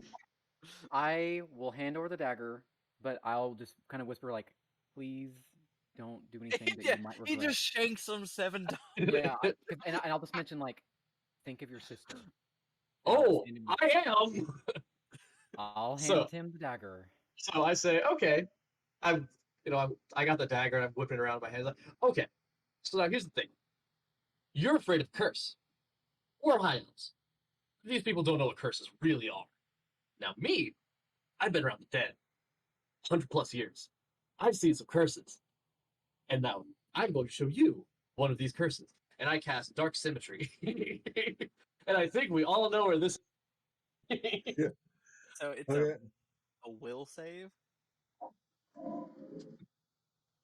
What's the save on the wheel? I don't know. Does it have a DC on it? Well, I just closed my laptop because I didn't think I was going to be busting this out today. Now, Diction, which elf is which? They all. Let me stop you right there, Fred. That blonde one right there, and that blonde one, and then there's the other blonde one. Yeah, but that one has auburn hair. As That one's you a slightly darker blonde. as you do start and you take the knife and you start casting a magic spell, right? You do see the mortifiedness come over your parents' faces, and you do see the words slip past your mom's lips, but you can't hear them, but you can see the mouth move, and she's like, Pexor, no. And those are just the males. So this blonde one. Everybody else other than freaking Pexor roll a d6. I love this game. I got a 2. 1. Well, I guess I'll just use that as a spot for now. But anybody that rolled a 3 or lower, you tend not to notice so much as Pexor, but you notice he's about to create a event. You also recall the guards not telling you to start any trouble, and you look around and you notice you see their elven armor like all over the place. Like there's tons of guards all over the place, and if this gets bad right here, it could get real bad, real fast. Yeah, So- But I mean, 'cause I'm it's, right it's up to y'all. I'm saying that Pexor's in the moment. He might even be. You've seen him murder someone straight over way less, Josh. You've so seen him murder seeing someone that- straight. I love my And character. I love it too, Mike. So- Hey, Mike, don't ever think. When I'm announcing stuff like there's guards in the area, I'm just saying obviously what's happening. I knew that you encountering this asshole. I knew that is going to be a sticky situation. So I just want you to play your character however you see fit and whatever you feel. And man, if you hate him and want to Okay. see his guts on the ground, I can't stop you. Okay. But all right. everybody else around you might be like, no, stop. But you'd be like, this is an asshole that really shouldn't talk to me like that. And it's between y'all. I know how Pexor is. I knew how it was when I wrote the scene. So just play it however you want to play it, dude. I can't stop you. Okay. As loud as I can, in a very commanding tone, though, I do want to just say Pexor. Yeah, and since his- I'm standing there and I rolled a 1 to see him like doing this, I'm not gonna tackle him or anything. I'm just gonna put my hand on his shoulder and just be like, Pexor, please think this through. So now, okay, here's my side. I didn't give a shit about anything. All Yeah. I saw was my mom saying Pexor no. And I stopped and I sort of slumped my shoulders and I go, all right. I reach my hand out to help him up. Okay. I say, sorry for the hard feelings. I say, sorry for the hard feelings. brother. He Take goes my in. hand. He looks at your hand, and he looks at it in disgust. He looks back at you, and he flips around and crawls away on his hands and knees for a little bit, and then he finally gets up on his feet, and he goes running off, and he's like, "You haven't seen the last of me, Pexor." Team Rocket's blasting off again. But I want to call it like Pexor. We have more important people to talk to. Damn it, Lance! If he was gonna just take my hand, I was gonna cast Contagion. And I was gonna. Oh my god. He's not going to touch you with a 10-foot pole, man. You just I got back know, from I was- you just got back from necromancy school. He's been hearing around town that you've been on some epic fucking journey and shit like that. Rumors have been passed since Josh's parents came here, and I'm like, if anything, some people are appreciative of what y'all's accomplished, but then other people are more intimidated by your actions because of how they remember you and you coming back even more powerful than you left. So yeah, he's his family ruling over the town and everything like that. He just doesn't like the thought of something dark coming in here. Well, they don't rule over the town, but they just own a lot of it and they're on the noble seats. But him just seeing you in town, he just sees it as chaos, something to ruin his marriage, obviously, and that's why it upset him so bad when he found out about the invitation. So okay. Oh, Your Yeah, mother, so your mother after walks up to you and she puts her hand on your face and she goes, "You really have changed. You would have never heard my words before when you're angry. I wonder what happened to you." She goes, "It could be all this sun you've gotten on your skin as of recent." And she goes, "You do." No. She's like, "You really do look so healthy and glowing. Thank you for not acting out, my son." haven't heard that in a couple hundred years. yeah, and I'll back away too after that just to give him more space and They used to stuff. call me Parchment Face. Hey, Parchment Face, we got a meeting with the king. He's like, Yeah. they're Now like, you're about "Oh, to you're about to realize where all my animosity towards a royalty came from. Got a meeting with the king. All right, cool. They got the Pexor corner already dusted off for me. Already. I have a feeling that I myself probably am not gonna like this. your parents," they go ahead and say, "It was so good seeing you, Pexor, but if y'all have business with the Emperor of Elves, then obviously we won't stand in your way. Just please come by the house and see us again. I miss you so much." Do you still make those potato pancakes, Mama? Hey, shut up. Actually, I love making potato pancakes. making those reminded me so much of you that I stopped, but I will make them for you today. Hell yeah. Sorry. I don't know what the equivalent of hell is in this game. No, it's the same. Baphomet, yeah. Asmodeus, yeah. Beelzebub now.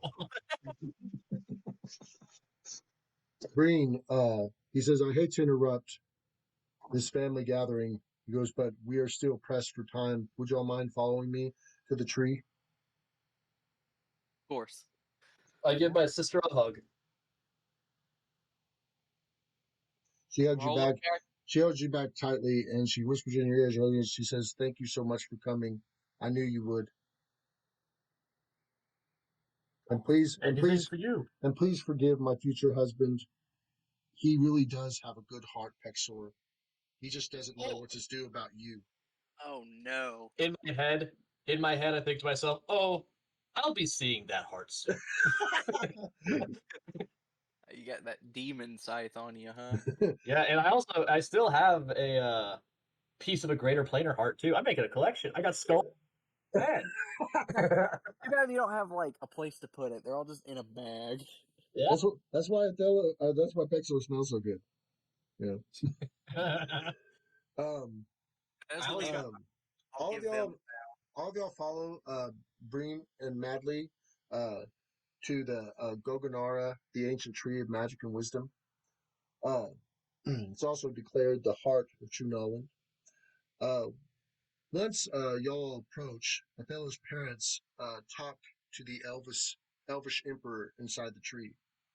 Uh, you hear him as they're speaking to him at distance, but they call him Susaran, uh, Sosurran. Uh, Othello go at length, and they tell him the entire story of what has transpired, everything they told you. Uh, and they requested that they restore Othello's magic and give him access to the claw glider armor and bow. Uh, the Elvish Emperor, he warns, he says, the armor was unsuccessful in the attempt to control the beast last time. And he goes, and to suggest to use such a force could bring about the end regardless. He goes, but we do have little choice.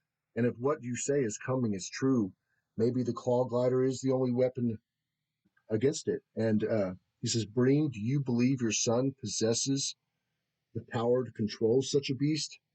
He's like, I didn't, but I think with his mother's magic awakened in him that he might. It's our only chance, regardless. Why else would they be here? Why else would all this have happened? Chicago is coming, and he must be stopped. The uh, Elvish Emperor reaches out his hand to Othello, and he says, come to me, child. I'll quietly walk up and do like a small bow. He goes, I shall awaken your magic, and we will also find a way to end this oncoming disaster. He takes you into the next room, and it's kind of like the center of the tree, and there's wood that's dividing it, but you can't see past it because it has vines hanging down, you know. And as you part past the vines, uh, you see a bunch of forest creatures sitting around a column of light in the middle of the room. He looks at you and he's like, you must step inside, Othello, and let our Goganara cleanse you and your soul of this affliction. I'll take a few steps, and I'll stop, and I'll just be like, will I Right in be the front of the same light. person? Yeah, right in front before I go in. I'm like, will I be the same person when I come out of this? Oh, of course, you'll remember everything that you've experienced, but you'll just have the powers that should have been yours all along. But Amaxa took away from your mother that she couldn't pass to you. All right, and I'll step inside. As you step inside, you feel the light instantly entering every pore of your body, and a similar light starts to awaken within you. Your chest begins to pulse with this light as if in the rhythm of your heart. You then see the light spread to the tips of your body, and the power of the Druidic magic surges through you. You now feel it as if the world has changed, and the animals all around you, they back off and they turn around as you're standing in the light, and they all bow as the tree restores your power. Um, you slowly walk out of the light as you feel that you're whole and complete again, and you can feel the magic in your hands and all over your body. And that's where we're going to leave it for right now. You got touched by an angel. But yeah, I don't know how long I don't know how long we had the out times, but I'm setting at 3 hours and 34 minutes right now. And I'm thinking we're probably down for about 15 minutes. So if I go any further, the video is probably going to be too big. But yeah, guys, I hope you had a good time at tonight's game. I certainly did. Thank you all for showing up. I'm glad we got to play faster than we did last time, and you never know, maybe we'll get to show up next week. But yeah, guys, thanks again for coming out. I hope you all enjoyed tonight's session, and definitely, I'm very excited about the next one. Right. Oh yeah, me too. Magic, finally. I don't even know what it's gonna be like. Casting a spell? What? And You know, I'm also excited for you to get that armor and bow, Josh. But Yeah, everybody, that'd be nice. we'll continue on with that. I wish I could have done more of the Elven City, but we'll pick back up and see what comes out of it next time. But thanks for Okay. tuning in. And like I said before, if y'all don't mind, go ahead and subscribe for us and check out our videos.